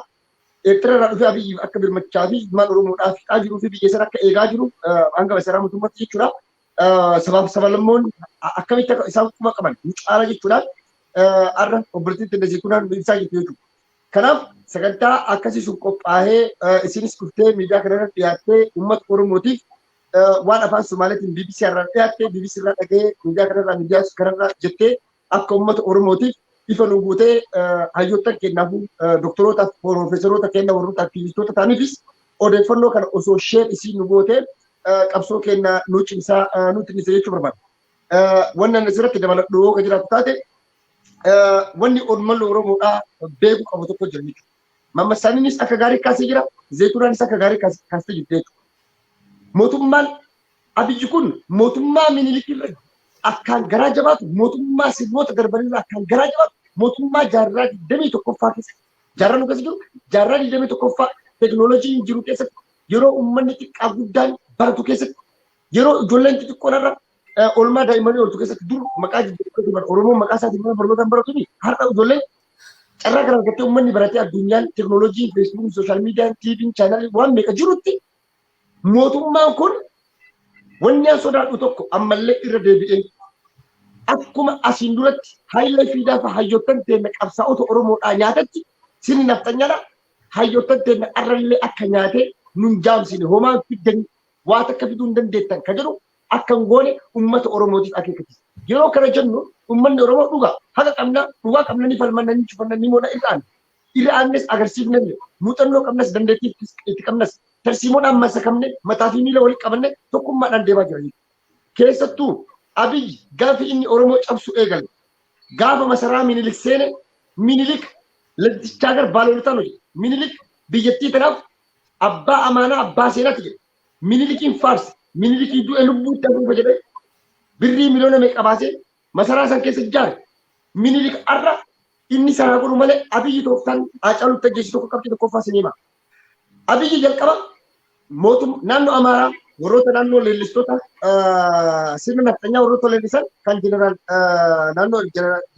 Amaaraatti hoogganamu akka ofii barbaadutti caasaa san diigee Abiyyi foqqolcha mootummaa sababa jedhu ka ajjeefamuu qabu ajjeesee ka hidhuu qabu hidhee dhiifama gaafadhaa jedhanii warri gaafsan foqqolcha mootummaa irratti kaasee ture hundi arra bilisan hidhaa keessaa waan jiran jechuudha. Ka ajjeefame alatti tokko kaarraa hidhaa mootummaa keessa hin jiru jechuudha. Warra foqqolcha mootummaa kaase jechuudha. Warra sirna isaa mormee sirna televizyinii keessa fa'aa duraan yoo kataatu taa'etti malee. Mootummaa naannoo Amaaraa warroota Abinii paartii Abin jechuudha warra Finfinneedhaan Bararaa jedhu faalaadha. paartii Abinii, Baaldaraasii, maarree paartiiwwan kanneen mormitoota hunda harkatti galfatee usaa isin na jala deema. An Oromoo akka waggaa 1,000 ol kaatee mataa waliin qabannetti sabboonummaa isii kirkirsee cabsee jinjiffachiisati. Isinummaan na faarsaa. Izeemaan na wajjin hiriir paartii warra isaa jennu Profeesar Biraanuu Naggaa jechuudha. Aktiivitoota isaanii ala kanaa gadhiisanii miidiyaa biyyattii keessa jiru to'atanii caasaa mootummaa hajaalaa to'atanii keessaa fi alaan haala ittiin filannoo kun dheeratu hunda wal ijaaranii tooftaa fi tarsiimoo deeman jechuudha. Kana gidduutti immoo waldhabbiin siyaasaa jarmoota siyaasaa Oromoo wal amanuu dhabuun waliin gaarreeffachuun kana kanatu har'a Oromoo kan gartee Abiyyi jalatti Oromoo akka fufuu fi mootummaa kana wajjin wareegama biraa akka nu kafallu kan godhe itti gaafatama seenaa hin qabanii sirkaasuun barbaadu jechuudha. Abiyyi erga naannoo Amaaraa akka barbaadetti ijaaree booda Oromiyaa cabsu. Tarsiimoon inni kaatee jalqaba maali? Oromiyaa akkamitti cabsi? Yoo akkam goone, okay. Oromiyaa cabsuudhaaf jalqaba Hayilee Fiidaa jaarraa 21ffaa Jawaar Mohaammed ajjeefamuu qaba. Okay. Ne ajjeefne hayyee. Viidiyoo jira, sagalee jira, komishiniin poolisii magaalaa Finfinnee dhaqabse bahee ibsa kennee jira. Jawaar ajjeesisuudhaaf caasaan tika damballaashin hoogganamu ajjeechaa caaluu Jawaarratti aggaamii godhe ture jechuudha. Qeeroon uummanni Oromoo harkatti akkatti bahee bakka jiru buqqee waan kana dhaabsise. Obboloonni keenya kanarra Jawaar wajjin hidhaman waardiyyoonni isaa lubbuu isaa baraaran jechuudha. Silaa durriyyee tokkoon akkuma caaluun ajjeefame kanatti dallarra seesanii Jawaarin ajjeessu ture. Kaayoo jara wama salphatti irraa dhumu fakkaatee jechuudha. Okay. Sun hin taane ittiin milkoofne jechuudha. Achi booda Jawaarin ajjeessuudhaaf jalqaba maal godhuu qaba? Namni Oromoon jaalatu, nama Oromoo biratti fudhatama qabu, onnee saba uummata Oromoodhaa akka ta'e ajjeesuu qabna. Kana keessaa artistaa Caaluun filatame jechuudha. Gaafa Caaluun ajjeefamu Jawaarin hidhamuu danda'a. Gaafa Caaluun ajjeesan sababaan OMN cufuu danda'a. Gaafa Caaluun du'e Baqqala Garbaa hidhamuu qaba. Qabsaa'onni fi aktiivistoonni fi qeerroo fi qarreen akka isaan yaadanitti hunduu hidhatti guuramee Oromoon namni gabbahee falmuuf kaasuuf hin jiru miidiyaa kana qilleensarraa buusna toorarraa buusna jedhanii dubbachaa turanii jechuudha. Kana jechuun wanni jiru jechuudha. Kana jechuun maal jechuudha? Kaayoon nafxanyaan gaafate maali? Tokko Jawaar yaa hidhamu yoo ka hajjeefamu filaan bii qaba keessa hidhaan ajjechaa jechuudha. Lama Haacaaluun Minilikiin nurraa xiqqeessine. Minilik harree yaabbatee dhufe. Farda siidaa dabalee ati jedhee nu xiqqeessine. Haanuu ajjeefamu ajjeesan. Waan san amma fakkeenyaaf oduu gaafsanii abbaa Zahabashaan gadhiisee ture. YouTube irraa kaasee jira jechuudha. Haala isaan ittiin dhiyeessanii ittiin uummata kakaasaa turanii fi mootummaan kun haala ittiin deemaa ture jechuudha. Haala ittiin jirtu caasaa keessatti wal ijaartee jirtu Oromoon hubachuu qaba beekuu qaba jechuudha. Okay. Haacaaluun du'e. Erga Haacaaluun du'e booda kan reeffa magaalatti deebise Takkala Uumaa fa'a mataa jiraati. Kana kabeekullee artistii Galaanaa Garoomsaa fa'a kan waan kana hoogganaa ture addunyaa guutuu qoqqoo qaba jechuudha. Shiraa fi sharrii xaxuudhaan kijibaan sobaan maaliif waan Jawaar faayiduu barbaadan Baqqalaa Garbaa faayiduu barbaadan maaliif siyaasaan waan isaan caalaniif jecha Jawaar Mohaammed influencer person biyyattii Itoophiyaa keessatti gaazexaan Jawaar irra jiru qofatu mallaqa qarshii 50 gurgurama. Torban irraa intarvii miidiyaan Habashoota Jawaarin maal fidan? YouTube irratti gabiitu deemaa. Gama gaazexaatiin gama matseetiitiin intarvii Jawaar wanni godhanii maali? Abiyyi caala namni biyya san keessatti dhageettii qabu, namni dandeettii fi muuxannoo siyaasaa qabu, namni gartee master mind isa jennu kan ta'ee fi namni kun gartee aktiivistii fi xiinxalaa qofa osoo hin ta'in beekaa fi hayyuu siyaasaa akka inni ta'e kanaan beekta jechuudha. Har'a akka Jawaar odoo kan jedhu nafxanyaan dhiqatu jira jechuudha. Kanaaf har'a sobaa fi dharaan Jawaarin hidhan jechuudha. Kaayoon jira maali? Kaayoo qaban jirtu. Jawaar hidhanii jaarmoota siyaasaa Oromoo hunda ugguranii laali. Adda bilisummaa Oromoo keessaa eenyufaa hidhan akka jiruun guutuma isaanii warroota qabsaa'ota dhugaadhaaf saba Oromootiif qabsaan hunda hidhaa jiran. Artistoota Oromoodhaa hanga guyyaa irraa kana Jaafar Yusuffaa hidhaa jiran. Kana jechuun qabsaa'ota Oromoodhaa warra ija banatee jiru warra saba kana dammaqsan warra saba kana cinaa dhaabbatan kan sodaan qabne ka onnee sibiilaa hunda ajjeesuu, hidhuu, reebuu, bachiisuu, durriyyee magaalaa Finfinneetti erganii caccabsanii akka inni lammata yookaan sammuun isaa hidhatu biinni ta'u godhuudhaaf mootummaan kun hidhatee lafaa ka'ee jira jara wajjin. Miidiyaa qabanii miidiyaa isaaniitti nutti bobba'anii jiran jechuudha. Kana beekee uummanni Oromoo kan hubannoo keessa kan turan. Mootummaan kun bor ganama ammoo gaafii Amaaraa keessa Haacaaluu deebisee jira. Jawaarin deebisee jira. OMN deebisee jira biyyi. Amma katti aanu maalidhaa? Yoo biyyi xiqqoo akka tasgabbootu taate seenaan aanolee seenaa fokkotaan. Seenaan calanqoo seenaa fokkotaan. Kanaafuu dhaloonni dhufu kafok seenaa fokkataa kana arguu qabu. Siidaa Minilikii fi siidaa Hayilasillaasee malee. Kanaafuu siidaan aanolee haa diigamu, siidaan calanqoo haa diigamu ka jedhu hojiirra oolchuudhaaf Abiyyi pilaanii diizaayin godhatee deemaa jira. Yoo Oromoof Oromummaa fi Oromiyaa akka cabsu taate ammoo Tigraay cabsuun itti salphata. Har'a osoo uummanni Oromoo wajjin hidhuu taate Abiyyi akka duula godhu abdii qaba jechuudha. Kanaaf uummanni Oromoodhaa maal gochuu qabna? Mootummaa kan harka kennachiisne, jilbiinsachiisne, harka duuba micciirra kuma wayyaana achitti galchinetti Abiyyi humna hin qabne, ka biyya harkaa hin qabne, ka uummata hin qabne, ka saba hin qabne jechuudha. Dhugaa isinitti himna Oppiidoon irra gungumaa jirtu, of keessa gungumaa jirti. Warrummaan Oppiidoo keessa caasaasaa keessa jiru gara deemuu dhabee jaanjahee jira jechuudha. Abiyyi achi keessaa warrootuma mataa ta'an malee caasaa gadii keessa ka jiran hidhaa jira. Maalidha? Waan isa hin deeggarreef kantiibaan godina, kantiibaan magaalaa, itti gaafatamaan bulchiinsa nageenya, itti gaafatamaan godinoota hundi Oromiyaa keessatti hidhamaa jiran. Maaliif ogaa jettan taatan sabboontoota ilmaan Oromootiin caasaa ijaaramee jira. Caasaa san diiga jechaa jiran. Har'a ammoo sandaran akkuma timlammaan caasaa ijaaratee gabbeetti caasaa ijaaramaa jirutu jira jechuudha. Fuuldurri keenya ima. Abdii qabna jechuudha. Dukkana duuti Oromoodhaa dukkana gara duubatti hin deemne jechuudha. Fuuldurri keenya ima gara duratti ilaalaa deemne jechuudha. Ammoo qabsoon ammoo godhamaa jiru kun riiskii minimaayiz jechuun wareegama qaalii osoo hin kafalchiisne haala ittiin mootummaa kana tooftaadhaan irra ilaaluu dandeenya.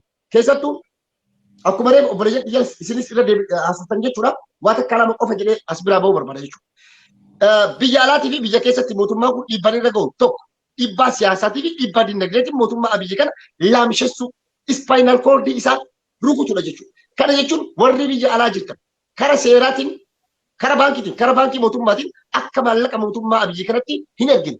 Tokko kana inni lammata uggurri dinagdeen amma qeerroon labsite bunni jimmarraa bahu, bunni saqqaa limuu saqqarraa bahu, bunni dambidoolla wallagga keessaa bahu, bunni arra yirgaa caffee keessaa bahu, hararge keessaa bahu, bunni kun hundi guyyaa 4 guyyaa 5 yoo kan dhaabbatu taate biyyattiin Itoophiyaadhaan birmannaa mootummoota ollaa yookaan ammootiin birmannaa mootummoota addunyaa maallaqa itti kennan kaaznaa keessaa waan kafaluu dhabe, mindaa waan kafaluu dhabe, uummanummaan waraannummaan mootummaa Abiyyi kanatti akka itti garagalu abdii guddaa qaba. Kanaafuu Oromoo bakka jirtu itti muddii, qeerroo itti muddii, if duuban deebi'ini.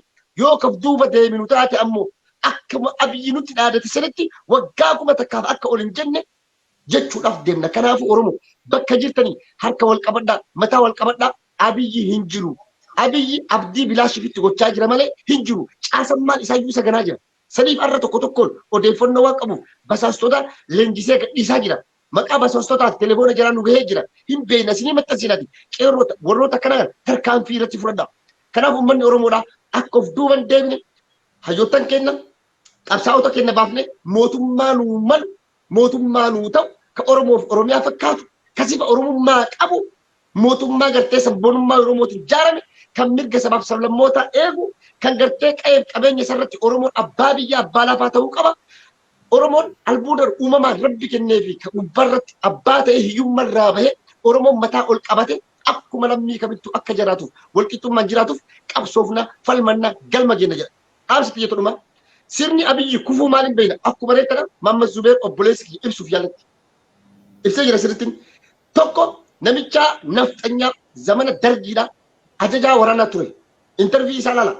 Miidiyaa biyyaatiin dabarse Oromoo ati biyya keessa teessee yeroo kana laaltu maattu si dhagama. Miidiyaa Abiyyiin miidiyaa asiraatti miidiyaa maaliitiin dabarsan. Qeerroo buloo mangallaa yoo ta'u warra kararra yaa'u kana mataa keessa dhaanii kararraa maqsuudha jedhu. Warroota ammoo diqaalaa arabaa jedhu Jawaariin ni beeka. Jawaariin diqaalaa arabaa jedhu. Diqaalaa arabaa kana ammoo gatii isaa kennuufi dafanii kana mana murtii dhiyeessanii gabbaasaniitu itti fannisuudha. Maaliif? Jawaar fannifamuudhaaf odeeffannoo qabaachuu mala namni kun mari'achiisaa Dooktor Abiy hin fannisna hin ajjeefna murtiitti murteessina odeeffannoo qabutu jira. Saniif akkanatti funyaan dhaabee dubbata namni kaleessa booji'amaa waraanaa ture jechuudha. Tokko kana lammata biyya ati keessa jirtu keessatti Oromoon baqataadhaan magaalaa Finfinnee irraa homaa hin qabu. Booranatti haa galu, Madagaskaaritti haa galu yeroo jedhan caasama mootummaa keessa warra jirtan maaltu isinitti dhagahama? Warri biltsiginnaa deeggartan warra Abiyyiin deeggartan maaltu isinitti dhagahama? Yeroo nafxanyaan Abiyyi beekaa ergee ajandaa nuu baasee ajandaa gartee qoqqobbii dinagdee kana dhiisnee akka garatti xiyyeeffannuuf godheef garuu harka fashalaa jira. Garuu hin taane itti milkoofne itti milkaa'uuf illee deemu jechuudha. Kadabalataa ammoo guyyaa makaleessaa maal jedhan Haacaaluun nurraa ajjeefamee jira gammachuutti qabna jedhanii dhiichisan. Warri Haacaaluu ajjeese. Jara tanaa biyyatti argame qaba. Guyyaa achuma deebi'an immoo የቀረው ጆር ነው jedhan. Irra deebi'anii joor mana keessa shamuu qaba. Achi keessa shama jedhan. Kana hunda kan godhaa jiru eenyudha? Abiy Ahmed nafxanyicha guddicha gantuu kijibduu sobduu amaana ummata Oromoo nyaata irbuu saba ummata Oromoodhaa diige kan ummata Oromoo ganee alagaa fira godhate nafxanyaa caaluu amaara caaluu jedhanii asumarra dhaban.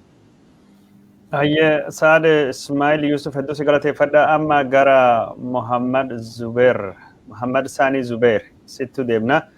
Muhammad waan hagammaa dhageeffatte hedduutu jira obboleettiin kenna zayituuna yaada isheen dhiyeessite karaa warra Soomaalitti waan mormii Oromoo ka'amni deemaa jiru kan irra maaltu haasamaa jira ka jedhu irratti daqiiqaa takka dubbadhe achiin dubbata ammoo wanni jalqabe kun akka inni fiixa bahu yookaan akka inni bu'aa buusee hidhamtoonni siyaasaa Oromoo ka jiran hundinuu hidhaatti hiikamanii sirni nafxanyaa ka Abiyyi deebis kulan akka hin deebinee fi Abiyyiilleen aangoollee irraa kahee yookaan karaatti akka inni deebi'u jijjiiramee akka inni dhufu Itoophiyaa sabaaf sablammiitaa akka hundeeffannu yookaan ammoo Oromiyaa nuutaa akka dhaabbannuuf qeerroo waan amma jalqabe kana itti fufuu qaba dhaabuu hin qabu waan jedhamu. Keessattuu Jawaar Mohammad Rabbii fi uummata Oromoo abdaddee Oromiyaatti deebi'ee wanni jedhamu sun inni dagatamuu hin qabu. Wanni har'a jalqabeeyyuu magaalaa Finfinnee keessattuu fakkeenyaaf bakka jimaan dhabam tokkottu warri jimaa qaba. Jawaar gadhiisa jima barbaannafa jechaa jiranii man murtii keessallee himata torban sadiin ka dheeressan manni murtii guyyaa sadittu gad deebisa jira ka Baqqalaa Garbaa guyyum lamaan arginu kan keessatti qeerroon diigamee jenne hin diigamne qeerroo harkaa hin qabnu Jawaar Mohammad dhiisne Mariyaannallee waan jedhu sadarkaa caffee Oromiyaa keessatti walgahii Shimallis Abdiisaa fa'aa gubbaatti namni yaada kaasallee hin jira. Wanni Jawaar Mohammadiitiif Baqqalaa Garbaatiif Hamzaa Booranaatiif Shamsaddiin Xahaatiif Mikaa'el Booranaatiif Caaltuu Takkalaatiif Abdii Raggaasaaf warri hidhaman gaazexeessota OMN'tiif warra siyaasaa qaban hunda gadhiisuu danda'u. Mormiin kun cimee itti fufuu qofa. Falli biraa hin jiru, karaan biraa hin jiru. Karaan jiru tokkochi kana waan jedhanitu jira. Waan obboleettiin keenya zayituunaan jette irratti yaada irri buusu yoo qabaatte irri buusu achiin dubatte waan amma jalqabe kan jabeessuu cimsuu gubbaatti Oromoon biyya keessa jiru maal godhuu qaba warri biyya akkamiin gargaara ka jedhu gubbaatti xiyyeeffadhinaa dubbadhe Muhammad Sani. Qabxii tokko lama waan uummanni akka inni quba qabaatu kanan fedhu tokko jira. Tokko Minilik yeroo waraana Xaaliyaanii wajjin goonu sana irratti alaabaa sana irratti milikkita Goorgis fudhateeti kan inni waraana ture yeroo sana hooggantoonni harki caalu Oromoo ta'anus adda durummaadhaan Minilik tureni. Waraanni amma Oromoo irratti labsame kun guyyaan Hacaaluun ajjeefame kun guyyaa Goorgis kana beekadhu uummanni kana baruu qaba. Waraanni kun waraanni Oromoo irratti eegalamte labsame engada waaltaa irratti Jeneraal Kaasaa Camadaa dubbate ture. Guyyaa Goorgis dubbiin kun kana jechuun Oromoo weerartuudha Madagaskar irraa dhufe akka Xaaliyaanitti sinaariyannaadha dubbiin. Ifa kun guyyaa Goorgis waan kana kan raawwatu eenyu naftanyaadha. Uummanni kana tokko akka baruu qabu barbaada quba akka qabaatu jechuudha. Lammaffaa amata 20 dura in 2000 akka lakkoofsa faranjitti Eertiraa irratti maal ta'e Isaayyaas Afwerqiin waraana Itiyoo Eertiraa godhee ugguu ka'u gaaffii kaasan hooggantoonni G15 jedhama wanti sun G15 jechuun G15 G15 jedhamee beekama gartee wanti sun ministeerota fi generaalota 15 erga mangistii qabaachuu qabna filannoo qabaachuu qabna heeraaf seera tumachuu qabna biyyattiin kun yoos malee diigamutti deemu rakkoo biraa keessa seenti maarree jedhanii jennaan achumaan waan kana warra leelisan hooggantoota 15 hiroo bakka jedhamu haqee geessee mana hidhaatti darbate ministeerotaaf generaalota Isaayyaas gaazexeessota 16 mana hidhaa sanatti darbate artistoota lama ajjeese eenyu Afwerqee ka jedhamu akka Hacaaluutti ilaalama artistoonni sun artistoota qabsaa'ota jaraati warri kun hundi dargii gatuu irratti warri gahee guddaa qaban waan kana fidee Abiy asitti Oromoo irratti implement godhe. Qabsaa'ota artistoota Oromoo ajjeesu, gaazexeessitoota keenya fixu, qabsaa'ota keenya mana hidhaatti galchu. By the way, warra mana hidhaa digdam dura warra hidhaman keessaa nama lama moo nama sadii jira amma mana hidhaa san keessatti achitti fixe. Sunarra ndalagu agartee har'a 2020 irra jirra. Yeroo sana miidiyaa tokko jirti. Tarkaanfiin inni fudhateedha khalas. Miidiyaa wanti afarfamee wanti jara sagalee ta'ee uummata kakkaasee uummata damammaqsu hin jiru. Hadda anus miidiyaan qabu uunfaadhaan hundi keenya uunfaadhaan miidiyaa qabna. Namu qeerroon biyya keessaa miidiyaa qabdi waan ta'aa jiru ni dhaggeeffatti teessee ni ilaalti waan itti dhaga'ame ni dubbatti. Uummanni miliyoonni ibbii miidiyaa ofii qaba. Yaada ofii ittiin dabarsa. Diraamaa akkasiitiin irra aanuu hin danda'u. Kabiraa wantan kaasuu barbaade maa inni sadeessaa irratti waan zayituunaan kaastee irratti wal qabsiisee sabaaf sablammiin saabaa lamaaf nu deeggara. Takka qabsoon nuti har'a gaggeessaa jirru bilisummaan irraa argamu bu'aan irraa argamu bu'aa isaati waan ta'eef nu deeggara. Fakkeenyaaf akka Sidaamaa, Sumaalee, Affaar, Beenishaangul Gumuz, Gaambeellaa, Asoosaa sabab sablamni Hararii agartee sabab sablammiin hundi Walaayittaa wanti hundi jarri kun abdii nurraa waan qabanuuf gaaffiin keenyaaf gaaffiin jaraa waan tokko ta'eef yoo irra gubbaadhaan yoo hirmaannaadhaan illee nu gargaaruu baatan yaadaan qalbiidhaan injifannoo keenya fedhu injifachuu keenya barbaadu waan ta'eef nu deeggaru waan danda'aniin. Lammaffaa qeerrootu dirqisiisee akka jarri nu deeggaran godha. Maaliif qabsoon har'a qeerroon itti jiru Oromiyaa jechuun annuura Itoophiyaati. Sila onneedha jetteetti zayituunaan onnee Itoophiyaati. Agartee amma Oromiyaa keessa dabarfatteeti naannoo Tigraay deemta. Oromiyaa dabarfattee Amaaraa deemta. Oromiyaa dabarfattee Sumaalee, Beenishaangul Gumuz, Affaar, Gaambeellaa, Asoosaa, Walaayittaa bakka barbaaddeetti Oromiyaa irra ejjettu malee Finfinnee irraa baatee deemuu hin dandeessu, Finfinneetti galuu hin dandeessu. Erga kana kokkee qabdee huutee qabdee jarriinuu achi waan nyaatan hin qabani eenyuuf wareegama kana hunda kafalaa jirraa jedhee of gaafata uummanni Finfinnee, uummanni Affaar, uummanni Sumaalee, uummanni hundi. Eenyuuf uummanni Oromoo kun qabsoon isaa qabsoo haqaati. Yoommoo uummanni Oromoo haqallee hin qabanne hin fedhu yoo jedhes mirga qaba. Abiy Ahmed ijji isaa kalariin ijji isaa uummanni Oromoo kalariin ijji Abiy Ahmed naan tolle fokkotaadha gullaalu akka tokko naaqqisiisaa yoo jedhe mirga qaba uummanni Oromoo sittan himaa. Muummicha ministeeraa mootummaan abbaan arge yoo fedhe amma booda yoo uummanni Oromoo akkasitti ilaalee ijji namicha kanaa natti hin tolu na jibbisiisa yoo jedhe mirgatti qaba achirraa ari'uudhaaf. Uummata Oromoo qofatu aangoo kana qaba beekadhu. Yoo maal godhe yoo qabeenya isaa uummanni Oromoo diinni isaa qabeenya isaati beekadhu. Qabeenya isaa yoo sirriitti qabaate uummanni Oromoo qabate qabeenyi isaa maali? Dachii isaati. Qabeenyi isaa warqii isaati. Dachii isaa irra ufanii qubatanii sirratti roorrisu bara. Dachii keerratti ufanii erga ta'an booda si ariitu. Dachii keerratti erga ufanii qubatanii ta'an booda suuta jedhanii achi booda si ari'anii si ajjeesanii si kolaasu. Kana jennaan uummanni Oromoo qabeenya isaa yoo bareechee qabaate diina irra aanee diina akka fedhe ergatee agartee akka fedhe diina ergatee waan fedhetti milkuufata.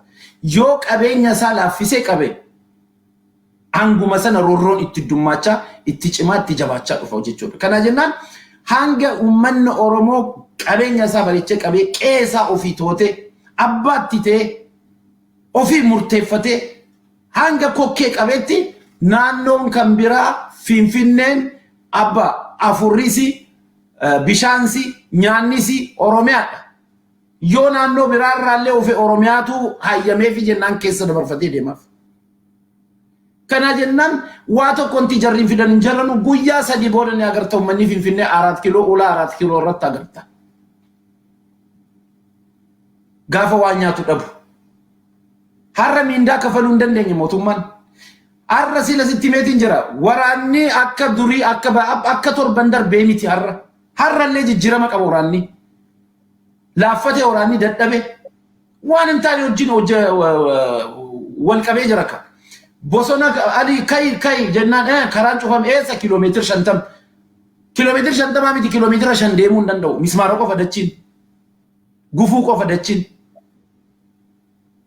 calliseetuma bilbila ofirraa cufee taa'uu eegale magaaluma keessa nama tokko dhiise hanga danda'e deema laa humna inni sun nama ilmoo namaati cal jedhee akka maraatu namarratti nu kaasu muummichi ministeeraa Eertiraa irraa waraana fidee of eegee waraana isaa osoo namanin waraana raayyaa ittisa biyyaa Itoophiyaa amanuu dhiisee waraana biyya alaarraa fidee of eegee waraana biyyattiitiin immoo lammii keessan ajjeesaa abbuu jedhu uummanni kun lammii keenya bara ni yaadum namichi kun fayyaadha moo kaayiliidha jedhanii itti yaadu namni sammuu qabu ofii isaatiin waraana biyya alaatiin of marsee waraana biyyattiitiin immoo lammii kan kee ajjeesin jedhu yoo haqa qabaate kun weerarummaadha kun diinummaadha kun baandummaadha kana waraanni ni beeka waraanni Itoophiyaa kan inni dhaabbate heeraaf seera biyyattiidhaaf gamangistiidhaaf kaleessa Finfinnee keessatti Haacaaluu ajjeefne kan nuwaafe Jawaari jedhaa ogguu wallisan waraanni tokko garsee ogguu alaabaa Minilik irraa buqqisan hundinuu waan ajajaman hin se'in konkolaataa irraa agartee viidiyoo tokko ogguu alaabaa san irraa buqqisan ka buqqisus ni jira bar waraanuma keessaa ummata sana ka walitti qabee ka waame eenyu Abiyyi ummata sana ka ijaare eenyu Abiyyi kan amata lama dura iyyaa turre nuti sooshaal miidiyaa irratti waan inni hojjetaa jiru waraana dargii ugguu ijaaru ummata kana ugguu ijaaru qabrii keessaa baasee hawultii godhee maal godhee aani naftanyaadhaa guus hin jiru Abiyyi takka mormeen beeku baay'ee takka wakkateen wanta nani sadi dinqu kanuma bakka takka inni ani Oromoodhaafan qabsaa ani Oromoodhaa si engadda ufee gaafa lubbuun qabdu haati tiyya sabbaan tiyya Oromoodha sanni jedhe kana dhiis garuu jechaanis gochaanis takka aangoo qabatee guyyaa 15 keessa naannoo Amaaraa deemee sabboonummaan Oromoon saba guddaa kana xiqqeessee mandaratti galche jee dubbate osoo waa tokko Oromoon isan tuqin waan har'a guyyaa meeqa Goorgis kanatti dalage kana karoora akka itti qabu ka ilaaltu Shaggar FM irratti deemiti interview isaa dhaggeeffadhu waan inni afaan Amaariffaatiin godhe interview Shaggar FM irratti Farankaa waraana qaama lamatu wal waraanuu deemaa jee akka misaalee godhe dhiyeesse qaamni tokko qaama guddaadha jedhe hiddumina qabu nuti xiqqaadha kana jennaan akkamitti wal waraannaa jennaan jarroo hiddumina qabu akkamitti kana keessa seennee mo'annaa lakki mootamuuf deemna jennaan lakki waan tokko agoonu Farankaa akkana ol darbanii yoo ambassaa ta'e waraana seenne yoo nama ta'e hin seennu waan inni haasa'in sitti maa jira haa yoo akkasii murteeffanne yoo ambassaa ta'e ni seennaa ni mo'annaa Farankattiin darbamtee jennaan ambassaa taate amma nama xiqqaadhaan uummata waraana guddaa san deemanii fixanii injifatanii jedhe achiin ol deebi'anii oggolitti dhufan inni tokko gaafii gaafate silaa nama taate waraana kanatti hin seennu jennaan Farankaan ogguun darbadhu gara lammanuu ambassaadha kana jechuun maal jechuudha sammuu kee saayikooloojii keetu akkaati mo'attu godha kana jennaan amurteessinu malee itti seenna jedhe Abiyyitu jedhe kana humni guddaan eenyuun yoo ugumanni ka Oromoo ta'e humni guddaan biyya sana keessa kan jiru Oromoodha humni biraa eenyuun ka inni eqeetti waraanu nattiin yartuu fi gantuu kadhattuu ganda keessaa funaanee walitti qabeeti saba guddaa kana akkasitti cabsee lafa kaa jedheeti yeroo sana karoorfate Abiyyi immoo wanti amma uummanni Oromoo ayyuun keenyallee namni tokko gudu goggoru wanta argu tokko kan aarsu jira Abiyyi jara gammachiisuudhaaf wanti inni hojjetu hin jiru alagaa gammachiisuudhaaf wanti inni hojjetu hin jiru of gammachiisuudhaaf alagaan inni jalqaba diinni inni jalqaba naftanyaan inni guddaa jiruu masaatti kalqaa masaatti guddina isaa keessatti ijibbaata Oromoo ka qabu tokko inni jalqaba Abiyyi waan jarri sodaatanii lakki Abiyyi wanti kun gaarii miti waan kanatti hin buunu xiqqoo yeroo akkenni ka jedhu no jedhee ka itti tarkaanfii fudhatu Abiyyi gara hammeenya sirna sadii of keessaa qaba Abiyyi baay'ee sodaattuudha ammas sodaattuun akkas uleen sodaattuu si kubsiti qeerroon kanatti dammaqxee tooftaa jijjiirrachuu siitu na gammachisa waan hundarraa. Maaliif sodaattuudha waan ta'eef maal godhe Oromoo cabsuudhaaf sirna Haile Sillaasee keessaa hammeenya Oromoo fudhate hammeenya isaanii fudhate Oromoo irratti mana qotee bulaa isaan loodaraan diiguu ture doozaraan faa diiguu ture inni cubboodhaan ibiddaan qabsiisa mana qotee bulaa bara Haile Sillaasee. Bara dargii keessatti haatiif abbaa ilmoon kan kee ilmoo haadhaaf abbaa ajjeesu ilmoo kee fidi jedhanii maneedha yoo fiduu danda'e yoo ilmoon bade haadhaaf abbaa ajjeesu har'a Abiyyi kana godha ilmoo kee fidi waboo galee shanee galee jedhee haadhaaf abbaa ayyoo nama guddaa ajjeesa. Bara darbe keessaa wayyaanee irraa wanti inni fuudhe maali ilmaan Oromoo hidhaatti guruu assassination kun wayyaanes ni gooti Eertiraa irraa ni fuudhe nama gurguddaa nama babbeekamaa xaa godhee wajjin hin bo'anii wayyaaneen dursi wajjin boossee barbaadde barka ofii ajjeefte. Waan sadan irratti deebise sirna sadan kanarraa olitti qabe sirna sadan kanarraa hammeenya jarrii Oromoo irratti gaggeessan bakka tokkotti nu fuudhee dhufe. Kana kasi agarsiisu maa inni diina caalaa diina hangaarraa Oromoon diina akkana itti muddatee hin beeku diina waliigalaa. Kana jennaan amma akkaataan itti qeerroon qabsaawaa jirtu immoo harkaa bade amma wanti waan inni hin eegneet uumame inni amma qabsoon inni amma qeerroon isiin akkatti jirtu sila sitti meen jira siyaasni inni gaggeessu siyaasa duriyyeeti. Siyaasni kashalabbee immoo magaala keessatti xiyyeeffata. Magaala keessatti duriyyee ijaaree Taayee danda'a miliyoona lama fudhatee osoo Bishooftuutti hin qabamne harkatti hin qabne ijoolleen maaliif inni eenyunni kishatti miliyoona lama fudhee deemu ijoollee ittiin ijaaruuf ijoollee naftanyaa ittiin ijaaruuf diina Oromoo ittiin ijaaruuf qeerroo ijaaruudhaaf miliyoona lama kiisitti fudhanii deemuun barbaachisu bilbilaan waamnaan yoo inni quuqama Oromummaa qabaate ofumaan qeerroon maallaqa sin barbaadu kabaja ofii barbaaddi malee maallaqa hin dhabne kadhabsiisan jara malee. Amad digdami torba alagaa gabbaraa baanii ammas alagaa kabiraa amad digdami torba Oromoo wareegama kafalchiisuuf kan dhufan. Kana jennaan harkaa fashalaa'ee jennaan amma laamshee jira. Amma akka haaraatti baadiyyaa keessatti piippiin of ijaaruu qaba. Baadiyyaa keessatti immoo kana gochuudhaaf yeroo sin qabu humna sin qabu sammuu akkasii kana ijaaruus hin qabu.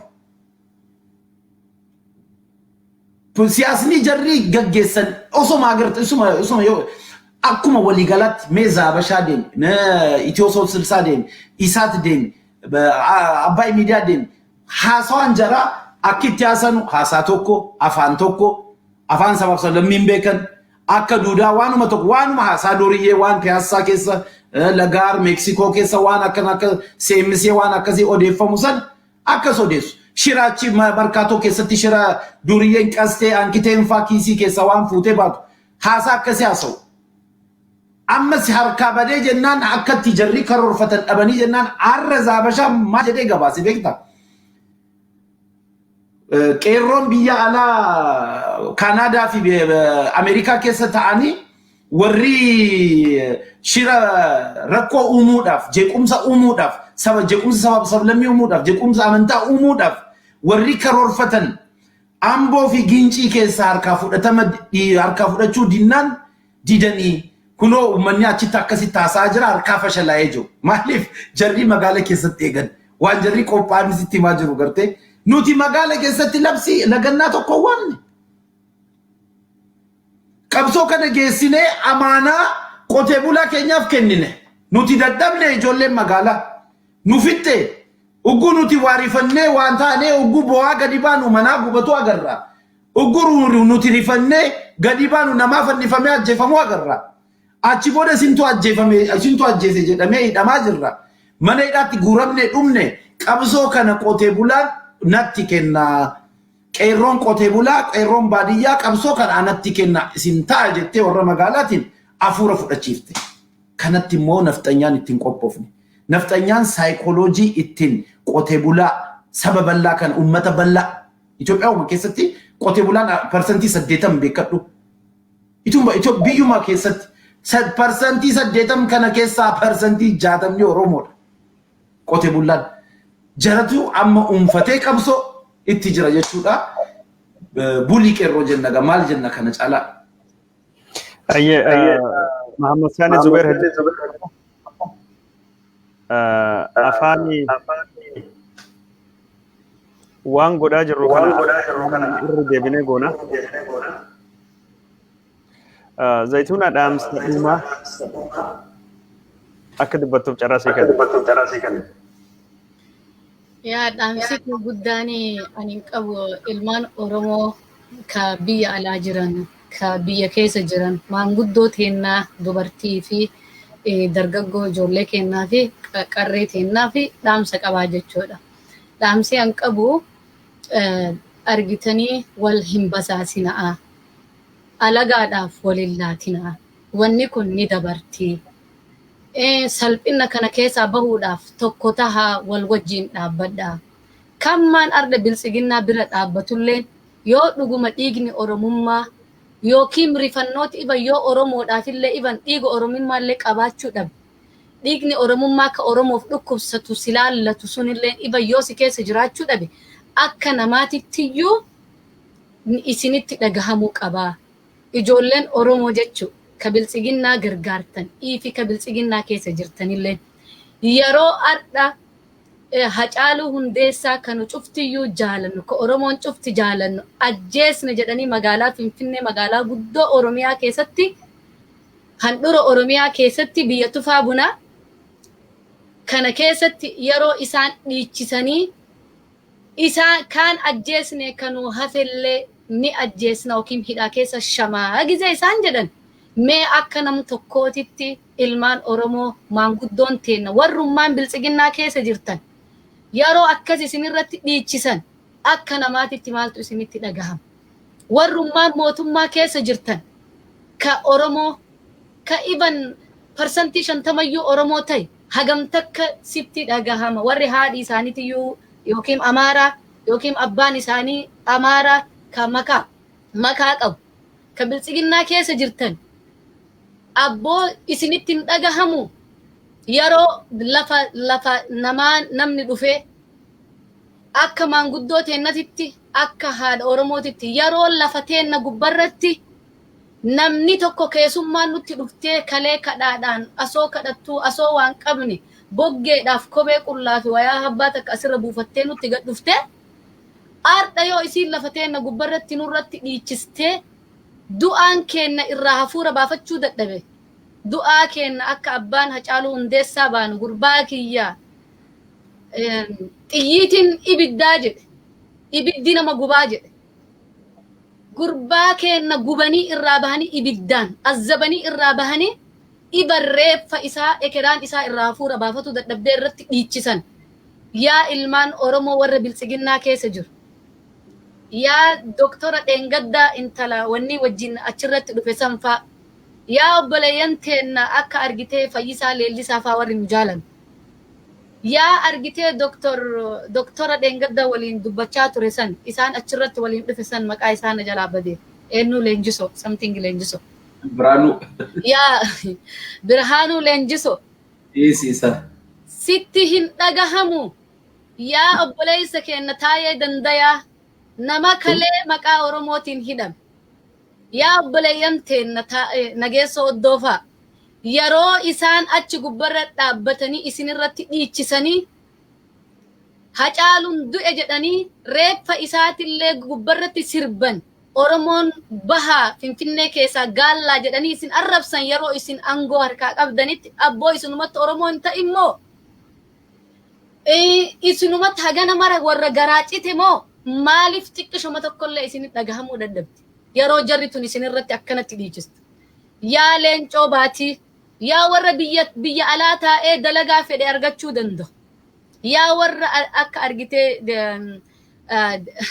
Amiin Jundii obboleettiin isaa geettee waan jetteedhan silaa maqaa Jundii san irraa dhiisanii maqaa abbuma kiyyaa sana toornaarraa yaa muniinii baatanii jetteedhan.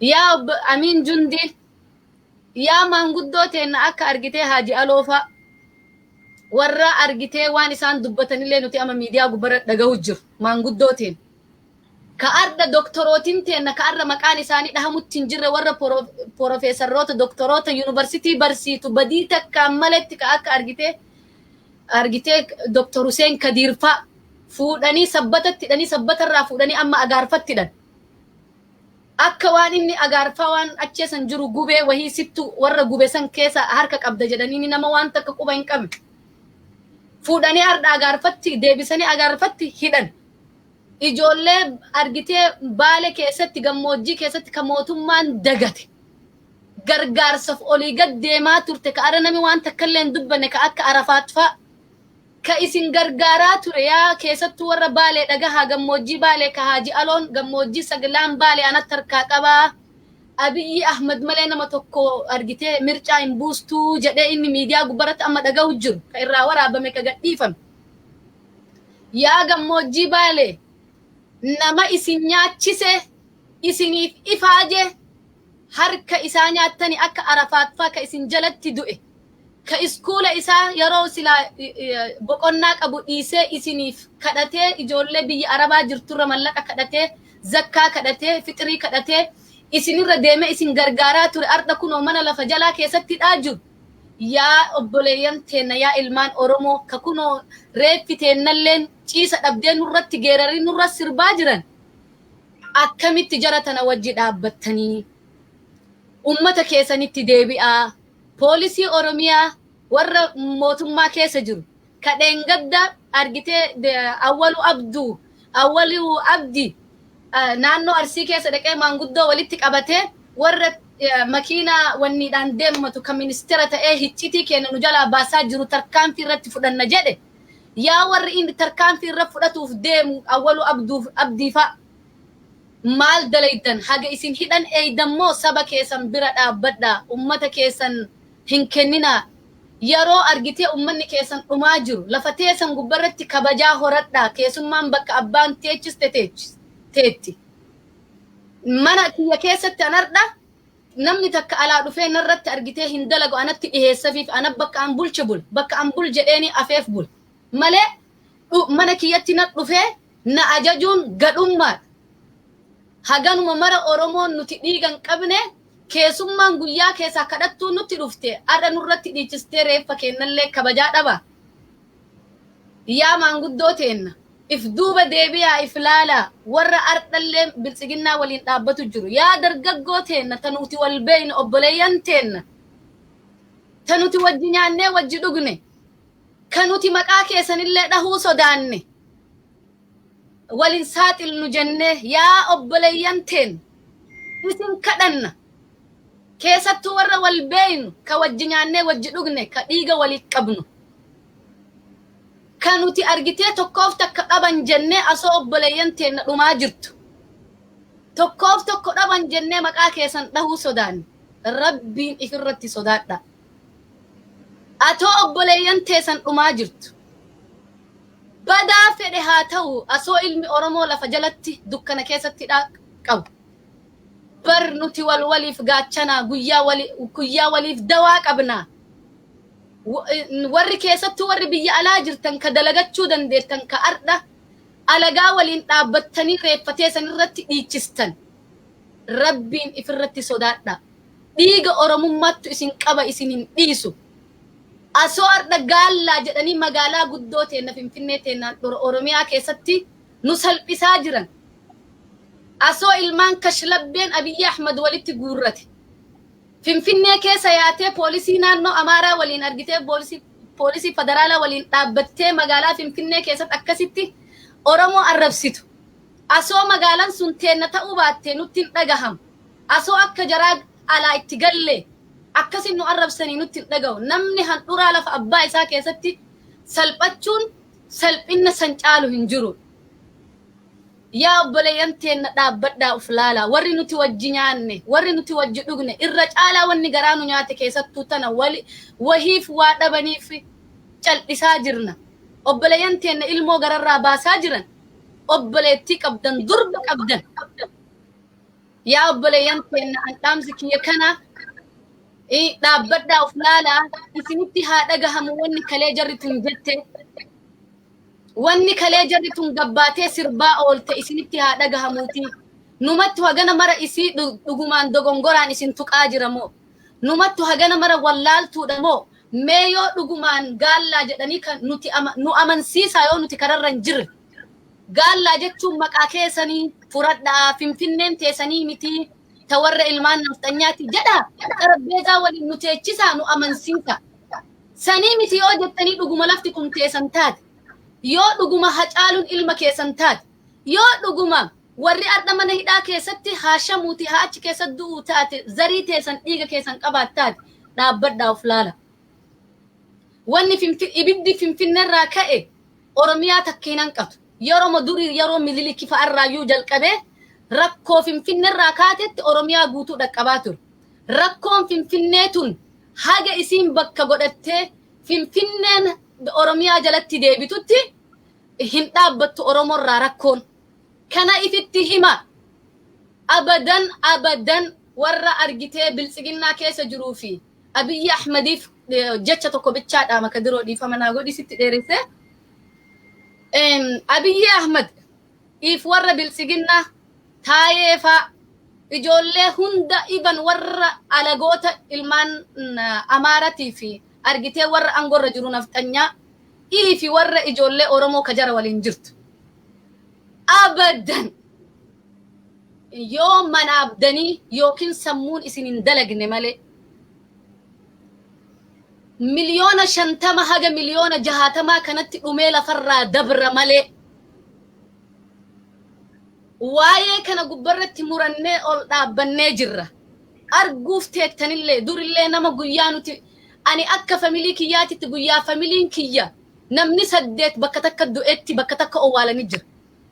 Gaafadhaa warra naannoo kiyyaa mara warra biyya tana jirullee gaafa bara warra waaqoo jaarraa goda hallooti bakka takka fixan jedhanii ittiin mammaaka warra keenya.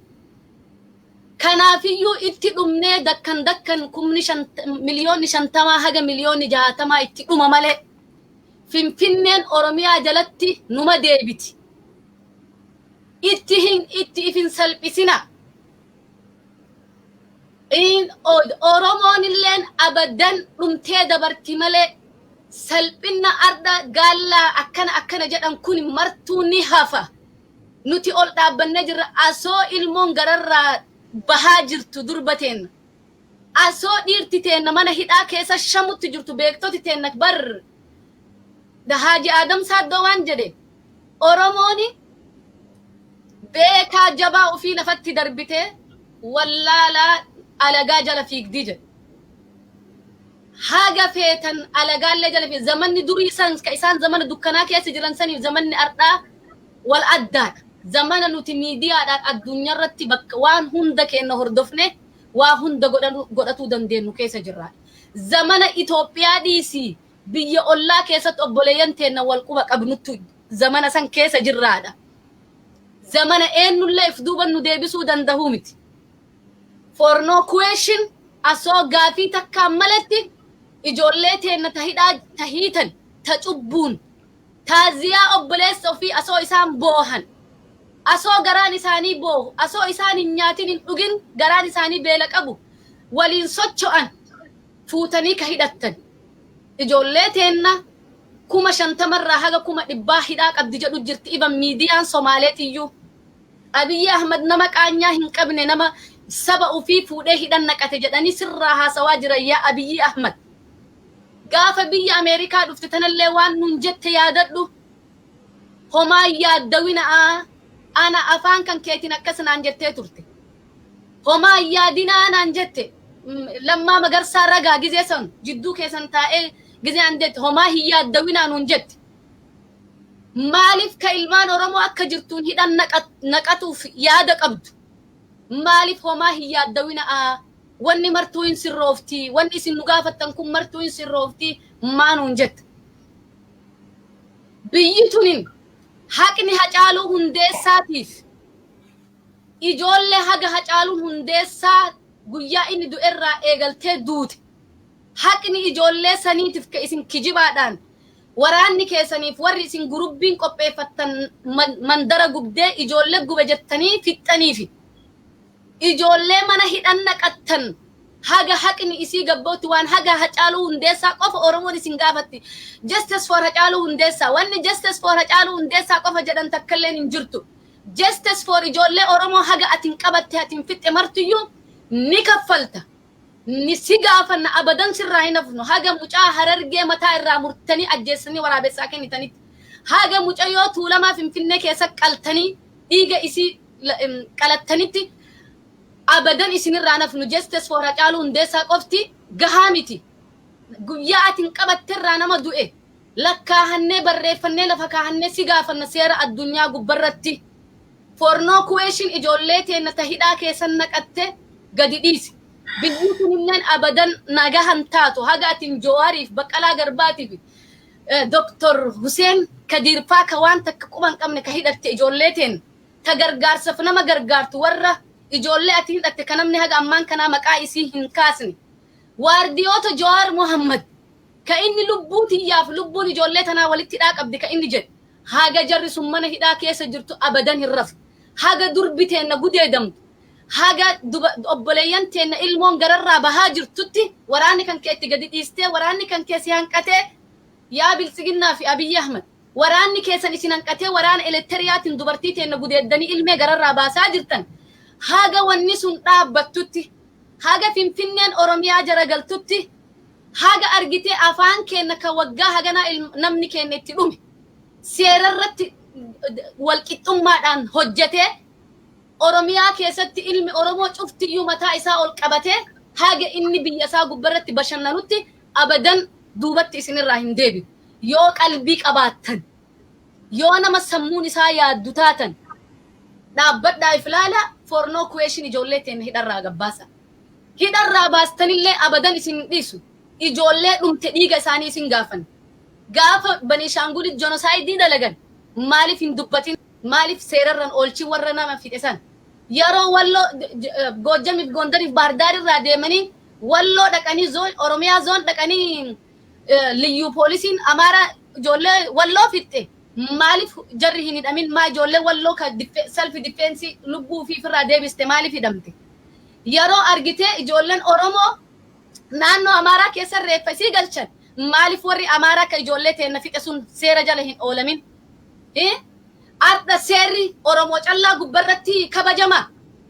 sanuu nama keenya ajjeestanii irraa baatanii guyyaa takkacha Oromoo guutuu zam itti dukkaneessitan garuu Oromoon jagna dhiira nutti hin dukkanoofne yeroo isin itti dukkaneessine jettan nurraa bariitee jabaannee akka dhaabbannu nu argitanii jirtan warra qaanyaa hin qabne Abiyyi Ahmad warri Biltsiginnaa warra jettan bar akkamitti Hacaaluu Hundeessaa miidiyaa addunyaa gubbarratti akkanatti dhageettii argate warra jettanii bar 4 kiiloo keessaa warra akkas jedhee barreessee bar atii miti warri addunyaa dhageessiseef yookiin Biltsiginnaa miti bar ilmaan Oromoo ka addunyaa gubbarra jirtu kanattu gadi bahee addunyaa dhageessiseef godheef ardallee taanan yoo Hacaaluu waa'ee Hacaaluu kanallee haqa isaa gadi baastanii ijoollee Oromoo ta fixxan haqa isaanii gadi baastanii jara hidhattan gadin baasin biyyi isin ittiin geerartan tun ni baddi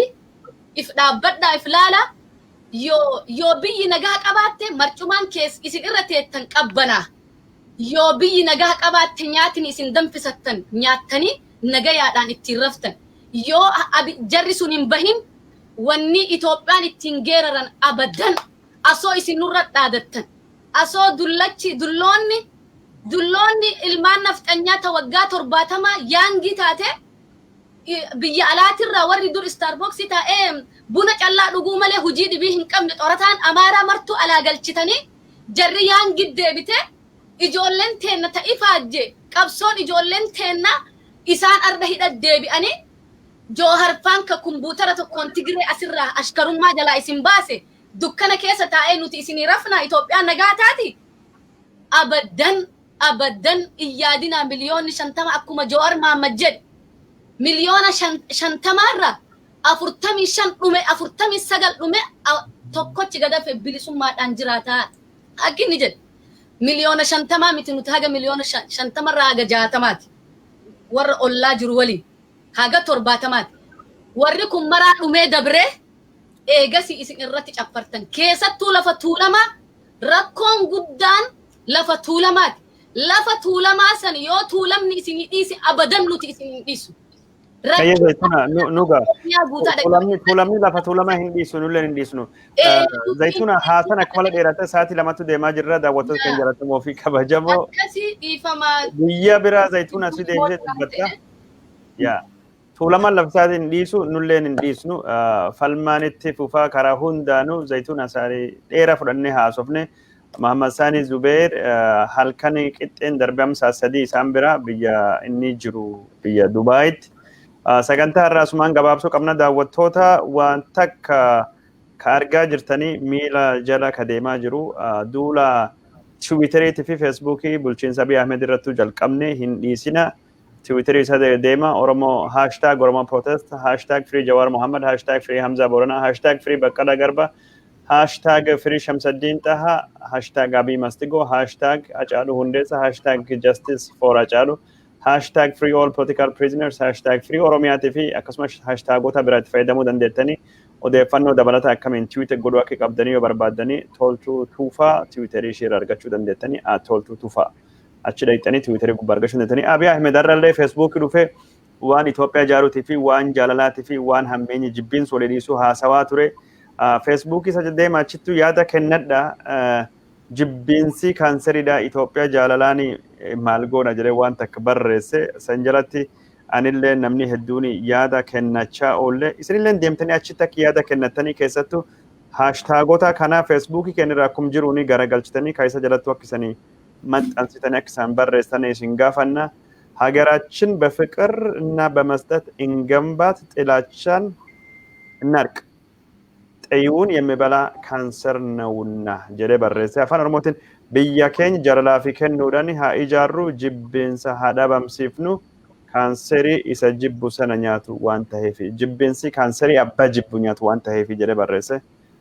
balaayini haqnaa gurbaan jedhamu gurbaan nafxanyaa ka afaan oromoo isaa hiiku OBN irra dhufu kun afaan oromoo hin beeku tartiiba afaan oromoo jechuutti hin barreessan yoo gariin eeggatu jibbinsi kaanserii abbaa jibbu nyaatu jedhee waan akkasii odeessaa jira Feesbuukii gubbaatti deema Yuutuubii Tiwiiterii gubbaatti deema yaada keessan kennada warri daawwatan karaa Yuutuubii fi Feesbuukitti miidiyaa hawaasummaatiin tamsaasii marii ka Zayituunaa Baatii Muhammad Sani Zubair akkasumas biyya Doochland irra Saad Ismail Yusuf wajjin goone hagasuma waan daawwataniif hedduu sin galateeffanna Muhammad Sani Zayituuna galatooma ulfaadha nagaa sagantaan keenya karraa hagasuma hayyee isinillee galatooma daawwattoota keenya. Hayyee kadiroo atilleen hedduu galatoomi kaasirratti carraan nu kenniteen nu dhiheessuu keetiif Muhammad Sani anillee.